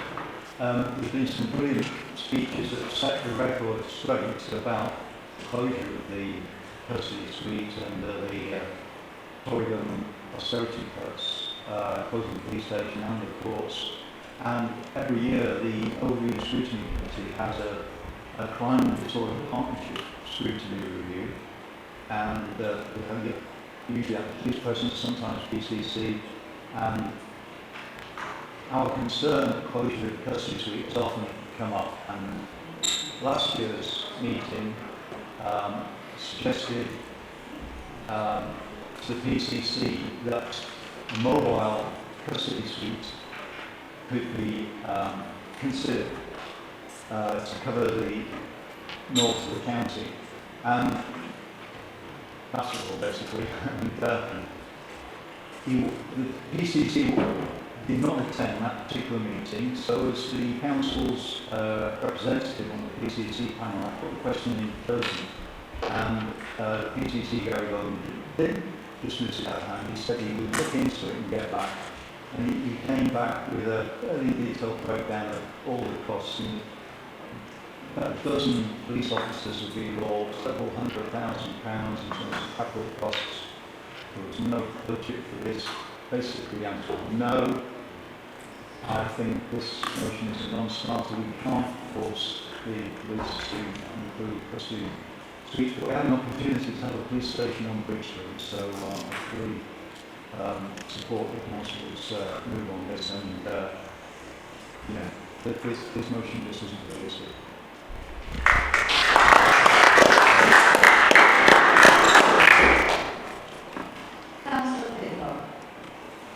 Thank you, Chair, for calling me. We're debating yet another motion from before, aren't we? But no evidence, no statistics are presented at all to support their argument. We had it with the transgender motion from them, we had it with the car parking motion, and we had it with the HMO motion a year or so ago. Having said that, I'd like to come and talk about 2 points from Councillor Humber's contribution. First of all, to acknowledge the public spiritedness of him for being a special constable. Full credit to you. Then, his second point was that he worked in London and they were closing custody suites. He worked in Essex, they were closing custody suites, and now he lives in Nottinghamshire, where we've closed half our custody suites in the last dozen years. And there's a reason for that. We talked about the capital costs of suites, but the running costs from my work this afternoon comes to £2 or £3 million a year. Tonight, the custody suite in Mansfield needs 5 full-time custody sergeants who don't come cheap. Believe it or not, it requires 21 detention officers who come cheaper, but not that much. It also requires medical support, which might be in situ or it might be on call. I couldn't determine that. So the whole cost of that operation, 7 days a week, 24 hours for them, comes to a staggering £2.5 million.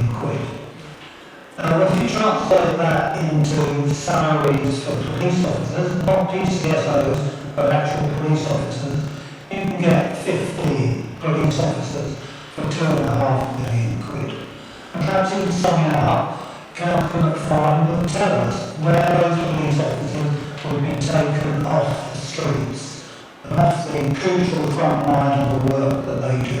But there will be for Bassetlaw, or will we hope that Mansfield and Newark and Nottingham are chipping 2 or 4 each?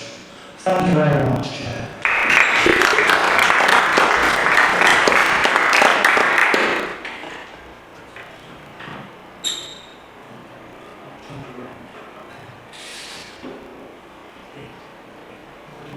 Councillor Paul. You've got mine now. Looking at this motion, just going through it, there's not one word of welcoming the fact that this council has worked in collaboration with the police within financial regulations in order to put the police station in the middle of the town.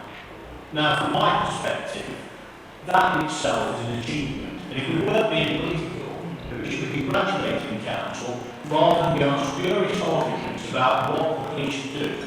I was involved in the fire service a few years ago, and we actually transferred the fire station site, a redundant fire station site, at a discounted rate to Nottingham University. I went to see the Chancellor of the University. You know, this council followed. I didn't ask or say what they should do in their educational section of the university. It's also happened where we transfer health services buildings assets. We don't go along and say you should do this, you should do that, because it's not within our gift, it's not within our expertise, and it's not something that we are equipped to, qualified to, or relevant to our purpose as accountants.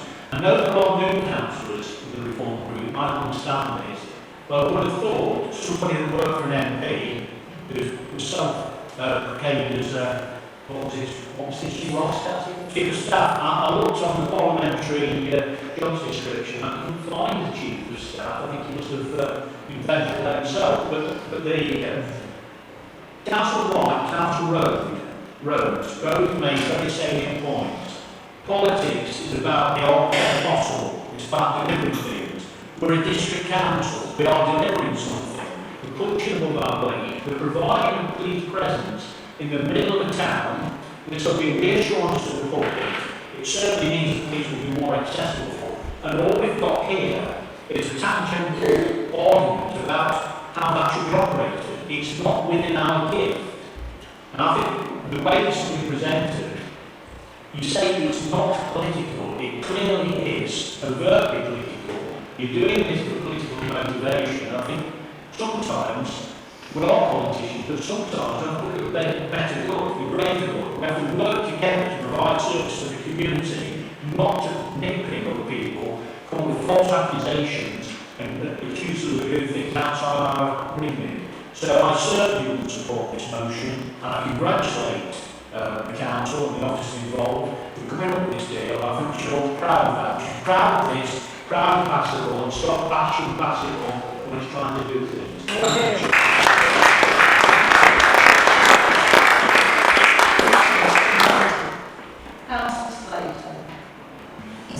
Thank you, Chair. I think we can't really sort of follow the expanding speech that everyone's given, particularly my fellow Councillor Challoner. But I think one thing that we got, which really put across me was the work that what they can do in local government, even when we have 14 years of imposed austerity, we fought tooth and nail to provide a police presence in Worksop. I think it's also just to remind us that 2 years ago, when the Tories were kicked out by voters, that the Labour come in and actually increased the national police budget and risen up to 17.5 billion, that's an increase of 4.1 billion, and we're putting 200 million extra into neighbourhood policing. That is a fact, and that's a record that I'm very proud of. Thank you.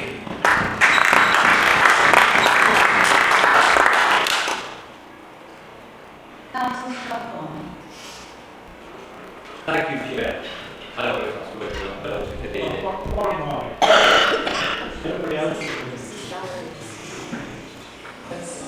Thank you, Chair. Chair, I thought today, because I'm still bitter about the slogan that Reform seem to use about my district and the fact that they keep telling people that my district is broken. I will never agree with that. I know the people I serve. As a Labour-led council, we've spent years working, bringing investment, stability and pride back into Worksop. That is why this motion is deeply concerning. It's restoring regeneration, undermining partnership working and dragging policing into politics. The redevelopment of 73 Bridge Street is a key part of our plan to revive the town centre. It brings jobs, footfall and confidence back into Worksop. Yet this motion ties the entire project to one demand. Yes. that Nottinghamshire Police must include a custody cell in the redevelopment, or the whole scheme is thrown into doubt. That is not scrutiny. That it is political pressure, and it risks bullying the police into a position that they've not asked for. Nottinghamshire Police have been clear. Modern policing relies on central custody suites, not small, outdated local cells. This motion forces them backwards. It threatens to derail a regeneration project simply because some members want to impose operational decisions upon the police. This is not partnership. That is not respecting an operational independence, and it's certainly not the best interest of Worksop. As a Labour Council, we have championed pride in place. We have secured millions in investment and delivered real improvements. But this motion injects uncertainty. It sends the message that even our flagship projects can be held hostage to political gain. It does not build pride or confidence. And then we hear the slogan from Reform: Bassetlaw is broken. Well, if you truly believe Bassetlaw is broken, why bring forward a motion that breaks things further? Why introduce more delays, more bureaucracy, and more legal risk? If Bassetlaw is broken, this motion is a manual of keeping it that way. This council believes in delivery. It believes in regeneration. It believes in working with partners, not strong-arming them. This motion risks public money, damaging investors' confidence, and dragging policing into the political theatre. It tells residents that Worksop's future should be defined by whether we can force a custody suite into a building never designed for it. That is not ambition. That is not renewal. That is not the future that Bassetlaw Labour is fighting for. Chair, members, this Labour-led council has responsibility to supporting regeneration, not sabotaging it, to build pride, not undermining it, and to deliver sustainability, not uncertainty. This motion fails every one of those tests. For that reason, I urge members to reject it. Thank you.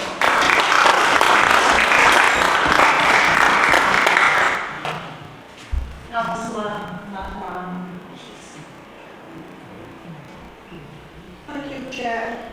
I had the privilege of being on the police crime panel, and I was there on Monday. The meeting lasted for about 4 hours, and so we were discussing this. I had a talk with the PCC about the custody suite because it was quite bad that it was taking place. And there was definitely no custody suite money available. And he was adamant that that won't take place now. Nothing to say that it won't come in the future. And I agree with what everyone said, because I've said what I was going to. But I just want to say that residents would be absolutely, really amazed to have something in the middle where they can actually see a policeman around. They can go into they don't come into the town hall where it's to complain about it or say what's wrong. I think on Bridge Street, if we have one there, residents will definitely be able to see that something is being done like we always get done. We always deliver and we always will deliver. I was around when the police crime panel, when the Conservatives was on, and the PCC there was adamant for the future there would never ever be a custody suite or a magistrate's court in Bassetlaw. And now look what we've got. So we've done that, and we should be proud of ourselves, and thank you for everyone who's spoken, because that's exactly what I do. I'm dead against this motion because of that. Thank you. Councillor Brown. Thank you, Chair. I'd like to congratulate the Council on this move.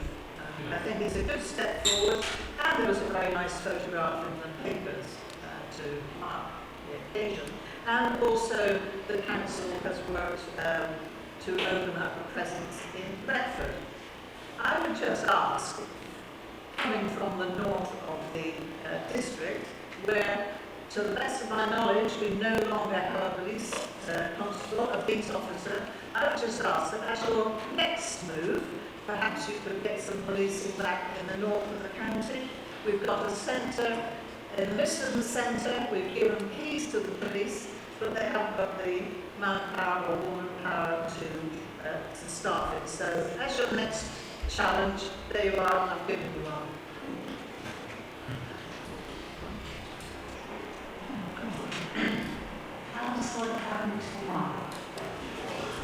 Thank you, Chair. I'll stand. Me sat down all day and I'm absolutely chatted. Firstly, I have a confession to make. I broke a promise this evening. When I left the house, I said with absolute confidence, don't worry, I won't be speaking tonight. You said it to me, I did. So there you go. It's racking up. I hope most people in this room know that I'm a reasonable person, happy to see others the best, and where necessary to work across party lines. However, to be preached about not being political by Reform UK is fixing the crawl. Its very leader is quite happy to use the most heinous, violent and despicable crimes in this country for his own political ends.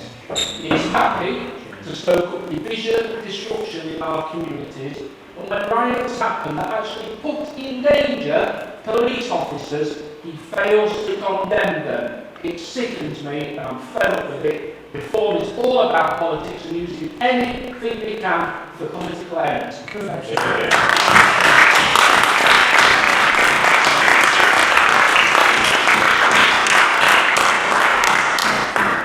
Are there any further comments?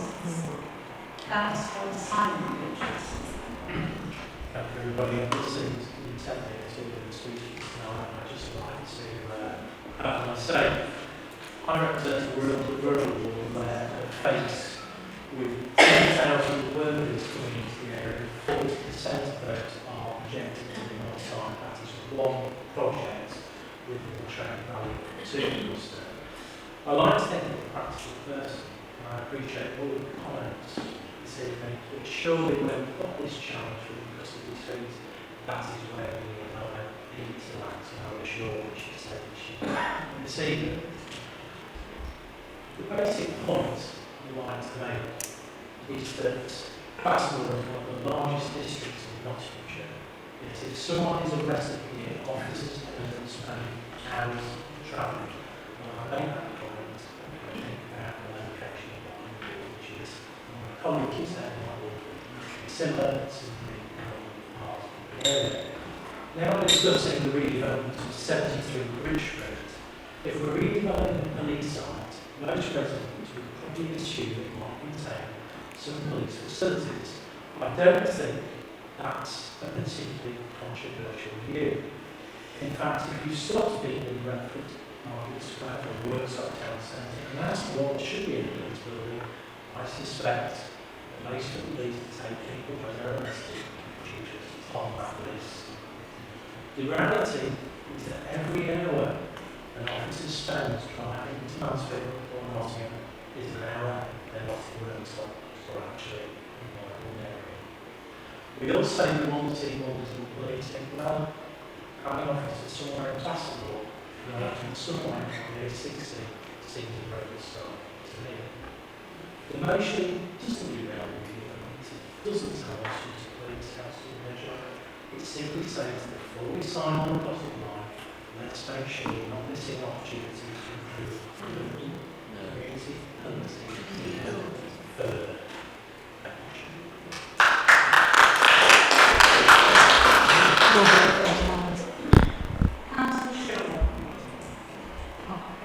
Thank you, Chair.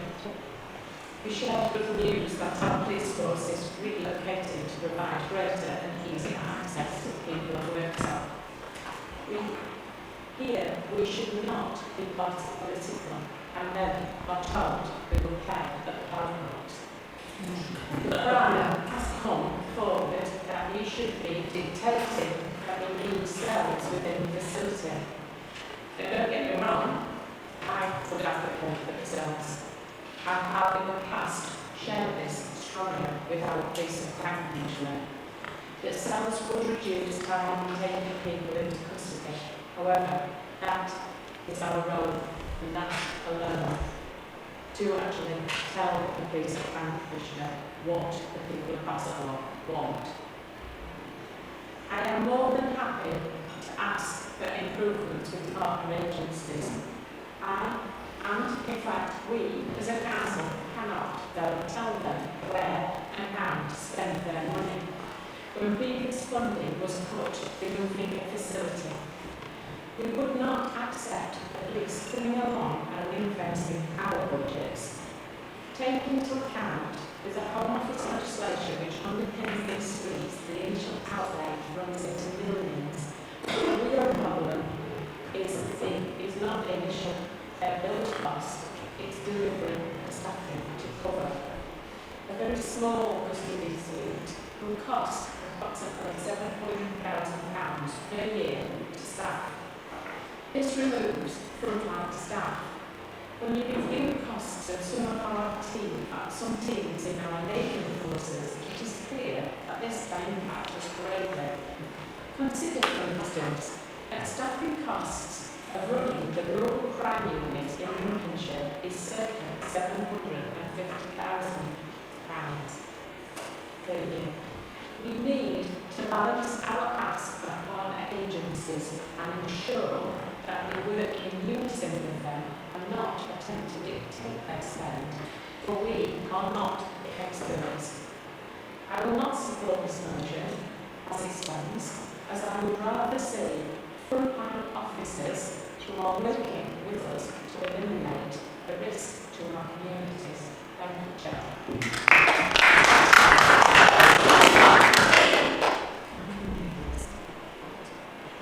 Councillor Edmund.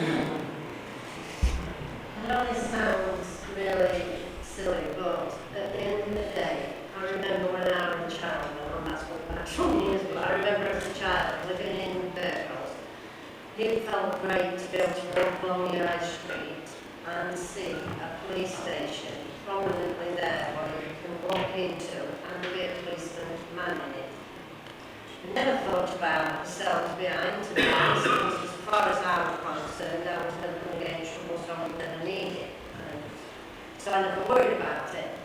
But the fact is, this seems like fashion, and I know that sounds stupid, but we're going round in circles.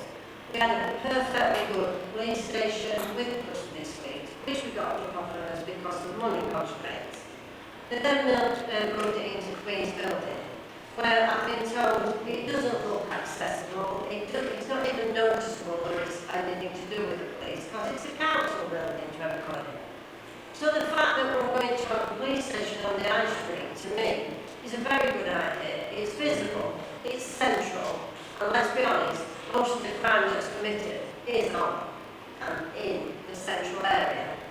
But I also say that we should be copying Council Brand's idea as well and making sure that there is more policing facilities for the outskirts of Bassetlaw. Because let's just remember, Worksop isn't just the only place in Bassetlaw.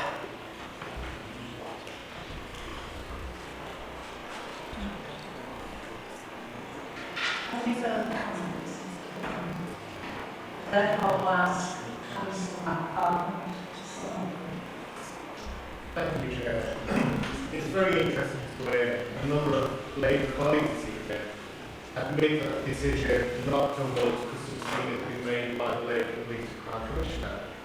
Another example of two-tier policing. But let's have a look at what's actually happening. There is a £3.8 million budget available, excluding building costs, because of the purchasing the building, that has been gifted by this council to the police. So at the moment, the council is supporting spending £3.8 million of taxpayer money to move the desk from there to there. From there to there. Part of this plan means that any police facility in Wetland will close, and is confirmed with the recent cabinet meeting. That means for the first time since 1839,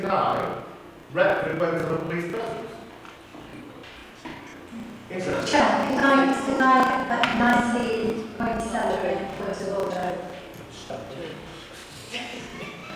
Councillor Farr is incorrect. We do not know whether the police will move out of that zone or not. I know you said that, but just saying it doesn't make it true. That's again a decision. I'm speaking still. That's again a decision of the police, not for us.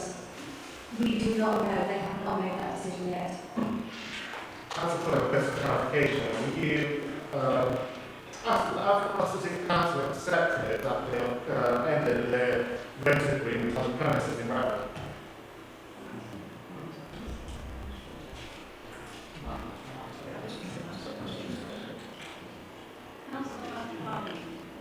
Can I remind you, you're summing up on your motion and not speculating on things that are not contested. Try to decide it's not some sort of motion. Thank you. Before speculation, I asked at the cabinet meeting which councillor Lee was present, and I got answer. So if anyone wants to watch that on YouTube, they can. But looking at the cost, 3.8 million has been put aside. The Werwick Group, who built the city facilities, have just built one in Warwickshire. That facility, depending on the amount of sales and other things that get on, can cost between £500,000 and £2 million. So if you set aside £2 million at £3.8 million budget, at least £1.8 million to move that desk. I'm sure even the council can admit it's not going to cost that to move the desk. And when we talk about losing the previous facilities, and they talk about the reason they lost it because of austerity, the cuts. Let's not forget the policing budget for 5 years from 2009 onwards was in line with what was planned previously by the government. It did not change. The Secretary at the time accepted the Labour plan of policing. So that isn't one of the reasons why we lost the facility. It was a choice by the Labour Policing Branch Commission to prioritise all the facilities over the Bassetlaw police station. So Labour Council ought to have a think before they vote. Here's an opportunity. What's the guarantee of consistency? We cannot do that, as I said in my opening statement. It's at least to put the fight, it's at least to try. All we can decide is the white flag surrender. I thank everyone tonight and I support this motion. Thank you.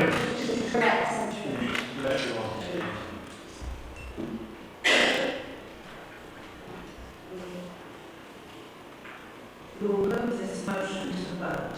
All in favour?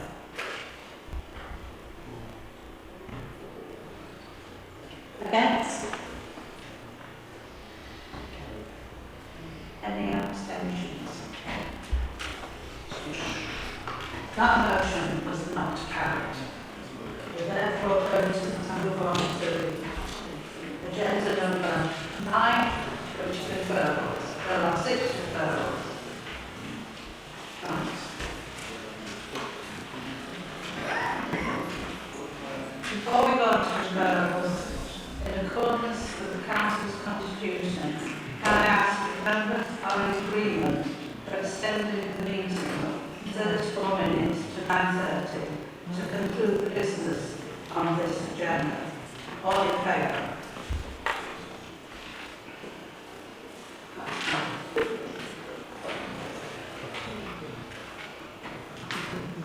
The first referral is from Cabinet on the 10th of March, minutes number 112A, Waste Management Update, key decision number 4043, on pages 43 to 74 in your agenda. Are there any comments and observations on this report? Councillor Paul. I'll be brief, Chair. Just to say, this is all about to do with waste transformation project in reference to the new requirements of the Simple Recycling Act and the inclusion of food collections. Bassetlaw, like all across England, wants to collect semi-recycled waste streams, recycle compost from household to recycling waste streams, include paper, plastic plastic, natural waste and garden waste. The Act also impacts on the Waste Disposal Authority Council by ideally seeking a consent collection system by all 7 district borough councils. Basically, without going into too much detail, our current waste management documentation doesn't fit the changing world and the requirements of the Simple Recycling Act. And this is something that was agreed by Cabinet, and it's incumbent on us in this forum to accept it. I hope that everybody will. Thank you, Chair. Any further comments? Move it to the vote. All those in favour? All those against? Any abstentions? Carried. The second referral is from the Joint Employees Council on the 15th of April, minute number 27A, revision of the Employee Code of Conduct on pages 75 to 106 on the agenda. Are there any comments or observations on this report? The recommendations set out on page 75 to approve and implement the revised policy. All in favour? Anyone against? Any abstention? That's carried. The third referral is from the Joint Employee Council on the 15th of April 2026. Introduction of the Learning and Development Policy, pages 107 to 122 on your agenda. Are there any comments or observations on this report?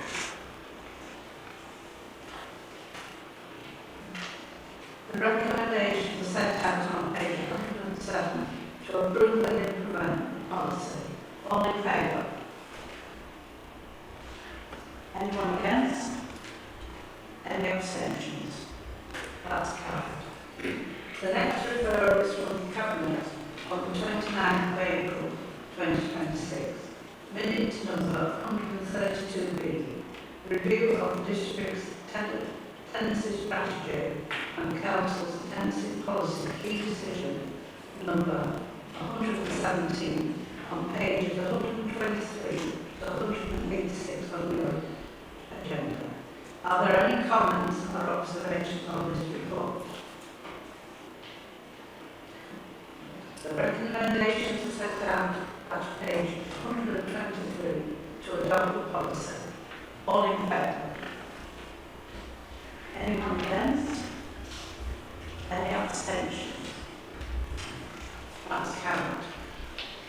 The next referral is from Cabinet on the 2nd of June 2006, minute number 8. Bassetlaw's infrastructure strategy key decision number 1171, pages 187 to 214 on the agenda.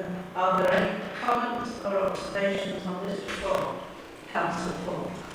Yeah, Chair, and as Council support this referral to Cabinet. As we all know, clean public space is a fundamental community pride, well-being and how safe people feel in their neighbourhoods.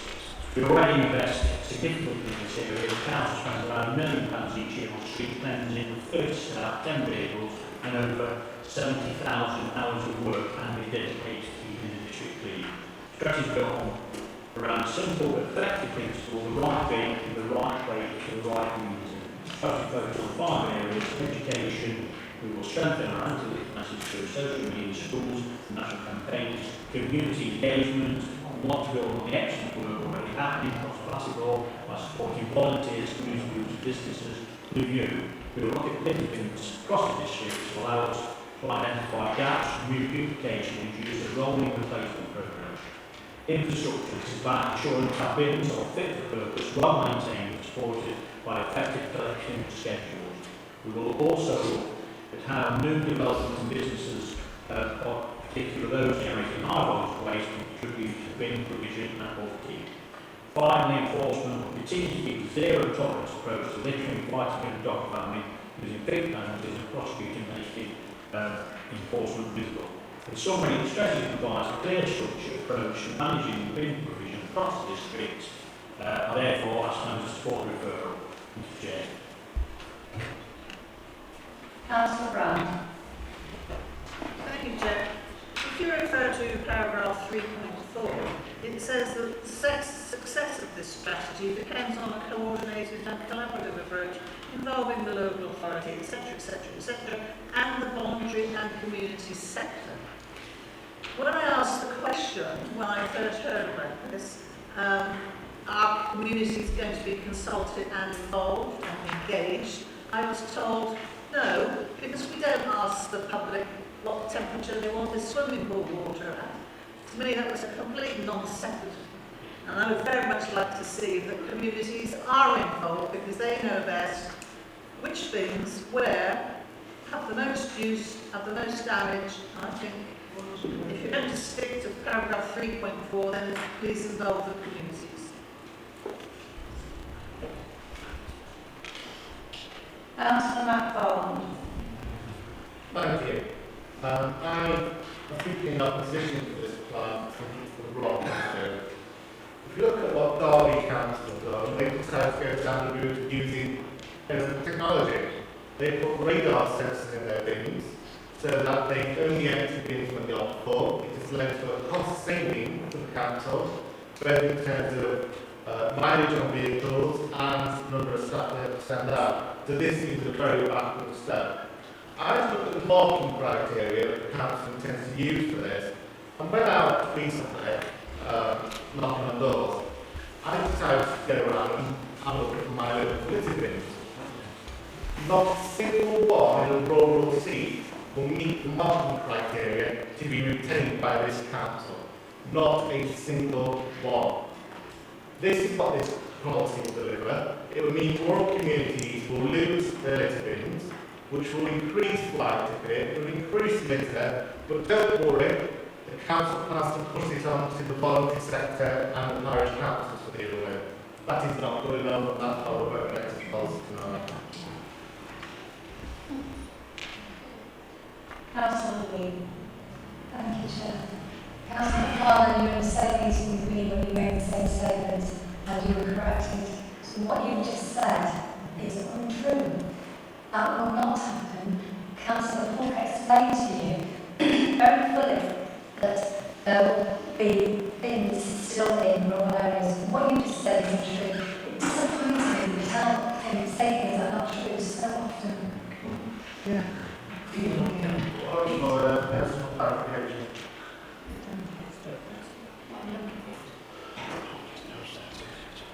Part of the Constitution.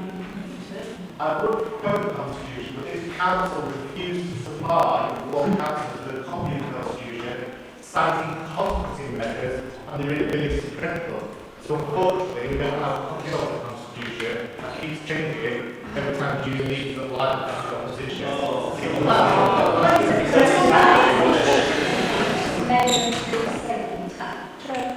Councillor MacFarlane, you know that the Constitution is available online.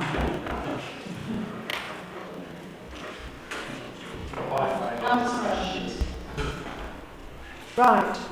Can I reassure you, Councillor MacFarlane, we had this review happen in Harth and Burcoats about 2 years ago at the Town Council's invitation. Some bins were moved. Others were in fact increased in some areas because what they Bassetlaw came and looked at the actual usage. Some were very, very low usage, some were overflowing and needed bigger bins. It wasn't a question of losing, it was a question of providing the right facility in the right place. And you can shake your head because nobody in Harth and Burcoats had anything to complain about. Thank you, Chair.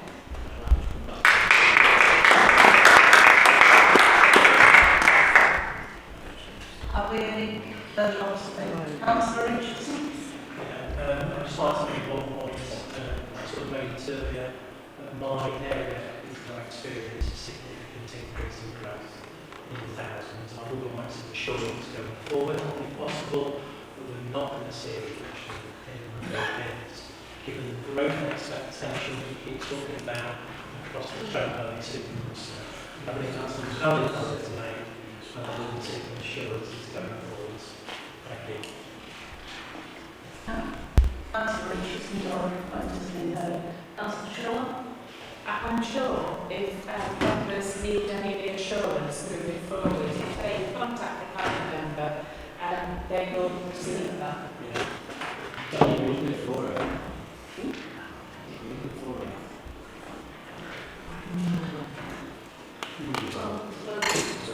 You've already spoken. I'm moving this. The recommendations are set out on pages 187 to adopt policy. All in favour? Any against? Any abstention? That is carried.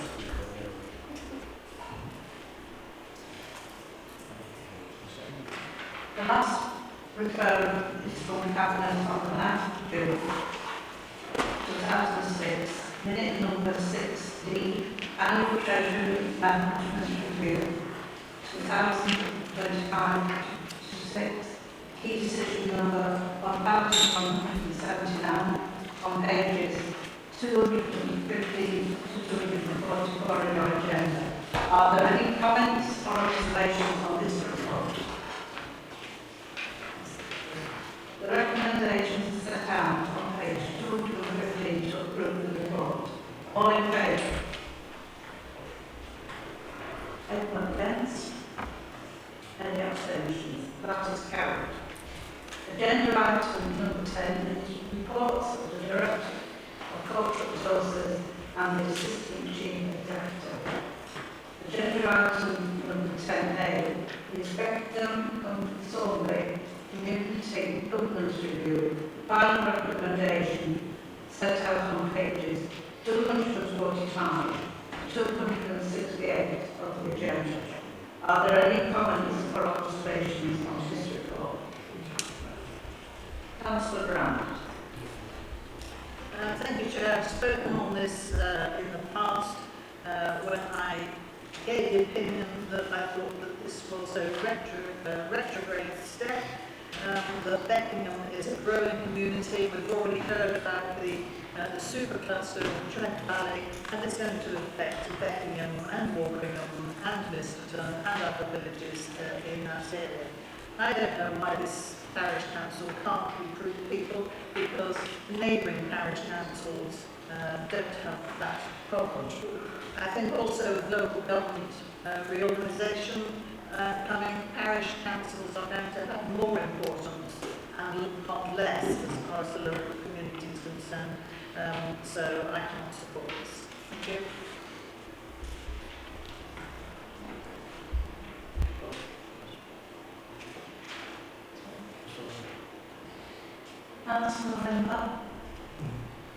Thank you, Chair. I'm going to be going for this because the parish council has requested it. They have been trying to recruit parish councillors, but again, it is a voluntary position and the residents have got to persuade they want to take that role, and they couldn't operate as a functioning parish council with the numbers that they have carrying forward. So I appreciate if people vote for this. Thank you.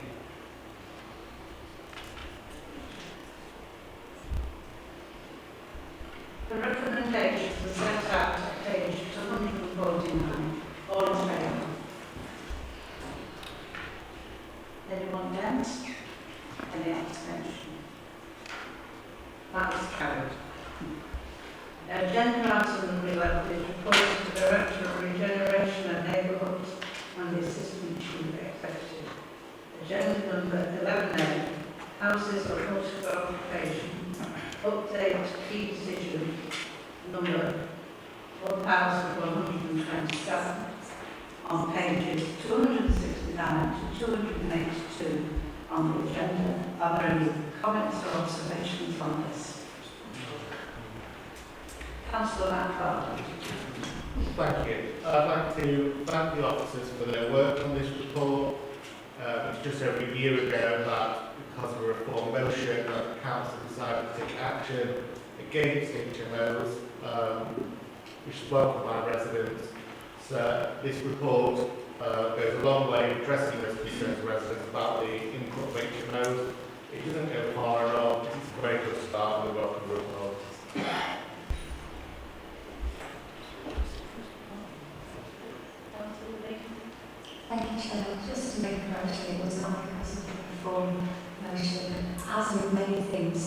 youth based relations division, we started to do some work on it, so we were already working on it. Any further comments or observations? Councillor Scott. Thank you, Chair. This is an important and generally positive piece of work by Bassetlaw. HMOs play a vital role in the local housing market. It provides some of the most accessible and affordable accommodation available, supporting young people, working residents and those who might otherwise struggle to secure a home. What this report shows is that we have taken a balanced, responsible and evidence-led approach, supported by essential housing supply while ensuring our communities remain strong, sustainable and attractive places to live. Since full council last year, the progress has been excellent. We now have a robust and up-to-date evidence base drawing on planning data, council tax records, licensing information and detailed GIS mapping. For the first time, we have a clear picture of where HMOs are located and how they affect the local area. We also commissioned an independent HMO study, which reinforces just how important HMOs are to the wider housing offer, especially at a time when pressures across the housing market continue to grow. Critically, we now have the right planning tools in place to manage this effectively. The HMO supplement planning document and Bassetlaw's design guide or our ongoing local plan work are already raising standards, improving consistency and giving both communities and developers greater clarity. The evidence also allows us to take a targeted, proactive, proportionate approach. Rather than applying blanket controls across the whole district, we can focus on areas where pressures are most evident. That is why we are reviewing Worksop Central Article 4 boundary and progressing a new Article 4 direction over Retford Station. This is exactly what national policy expects: proportionate, justified and defensible. What most encouraging is that the approach delivers positive outcomes on all fronts. It protects residents' amenities where pressures exist, it maintains access to affordable housing across the district, it provides certainty and transparency for applicants and communities, and also supports our wider ambitions of Vision 2040 to create strong, sustainable and healthy neighbourhoods. Colleagues, this is about getting the balance right, and this report shows that we're doing exactly that. We are not restricting housing unnecessary, nor are we allowing unmanaged change. We are putting in place thoughtful, evidence-based controls to support residents, support growth, and support the long-term future of Bassetlaw. Today, Council is simply asked to note the strong progress made, and I believe that we can all take confidence that this is a positive step towards our district, our communities, and our housing priorities. Thank you, Chair.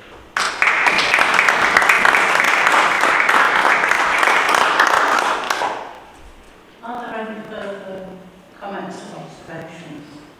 If not, the recommendations are set out on page 274. All in favour? Anyone against? Any abstention? That's carried. Agenda item number 11B, Carlton and Hendrick Neighbourhood Plan Review, consideration of the examination report, enactment of the recommendations and the arrangements of a local referendum, pages 283 to 332 on the agenda. Are there any comments or observations on this? Councillor Scott. Thank you, Chair. I'm pleased to be here today to support Carlton and Hendrick Neighbourhood Plan, a plan that reflects not only the defined character of the parish, but also the shared aspirations of its residents for the future. This review demonstrates something we on the benches firmly believe in, that the best outcomes are achieved when council work hand in hand with communities. It shows how as a Labour-led authority, we are committed to partnership, to listening and to empowering local voices to shape the places they call home. This plan has been informed by the District Council's Know Your Place tool, supported early and meaningful engagement Through this, we've been able to better understand how the area has evolved since the original plan, as well as identifying the concerns, priorities and ambitions for the community moving forward. The result is a plan underpinned by a strong, more robust evidence base, featuring updated housing needs assessments and detailed design proposals. But more than that, it is a plan rooted in people. I want to take this moment to recognise those whose dedication have made this possible. Our thanks go out to the Parish Council, to the Neighbourhood Planning Steering Group for their tireless work and commitment throughout the process. In particular, I would like to acknowledge Peter Golden, the Parish Clerk, Joe Morris and ex-councillor Val Bowles for their instrumental contributions. We also remember the late Councillor Barry Bowles, whose dedication and hard work played an important role in shaping this plan. His contribution will have a lasting impact on the future of Carlton Limerick, and it is right that we recognise that today. This has been a true partnership effort, not only between the Parish Council and Steering Group, but also involving specialist consultants, officers of the District Council, and critically, the local community itself. This is what Labour stands for: collaboration, inclusion, and shared responsibilities. I would also like to highlight the contribution of Councillor John Shepherd, particularly in the support in developing the active travel corridors. The focus on improving cycle connectivity is a strong and positive feature of this plan, promoting healthy lifestyles, sustainability, and better connection to communities. Approval of the examination report will allow the plan to move forward to referendum, giving the residents of Carlton Limerick a final say on the adoption. That is what local democracy is in action, and it is something that we can be proud of to champion. In supporting this plan, we are supporting the principles that communities should have a real voice in shaping their future, and that councils should stand alongside them, not above them. I commend this plan to all and all of those who have worked so hard in bringing it to this stage. Thank you, Chair.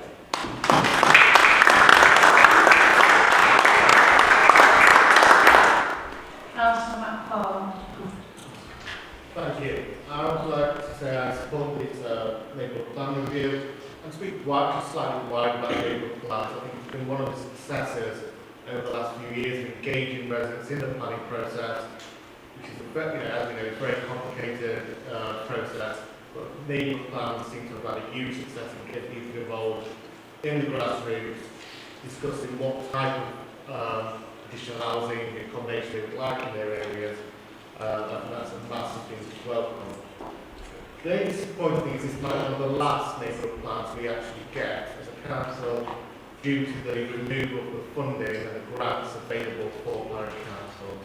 So I would just ask that we've got a member of Parliament here, when the budget comes up later in the year, please do try and get the money back into these neighbourhood plans, because a lot of our smaller parish councils won't be able to afford the consultant fees, the referendum costs, and everything else associated with the neighbourhood plan. We all agree that neighbourhood plans are a great success. Let's make sure they have the funding there to keep using them. Thank you. Councillor Barker. Thank you, Chair. I'll keep it brief because everything that I want to say has been covered by Councillor Scotwell. Thanks, Steve. I just wanted to commend the countless hours and that the dedicated volunteers have put into this policy, into this plan. And I want to pay particular tribute to that of Peter Golden and the work that he's put into it as well. So, just wanted to put on record those thanks, Chair. Any further comments or observations on this? The recommendations are set out on pages 289 to 290. All in favour? Anyone against? Any abstentions? That is carried. Agenda item 12 is any of the business which the Chair considers to be urgent.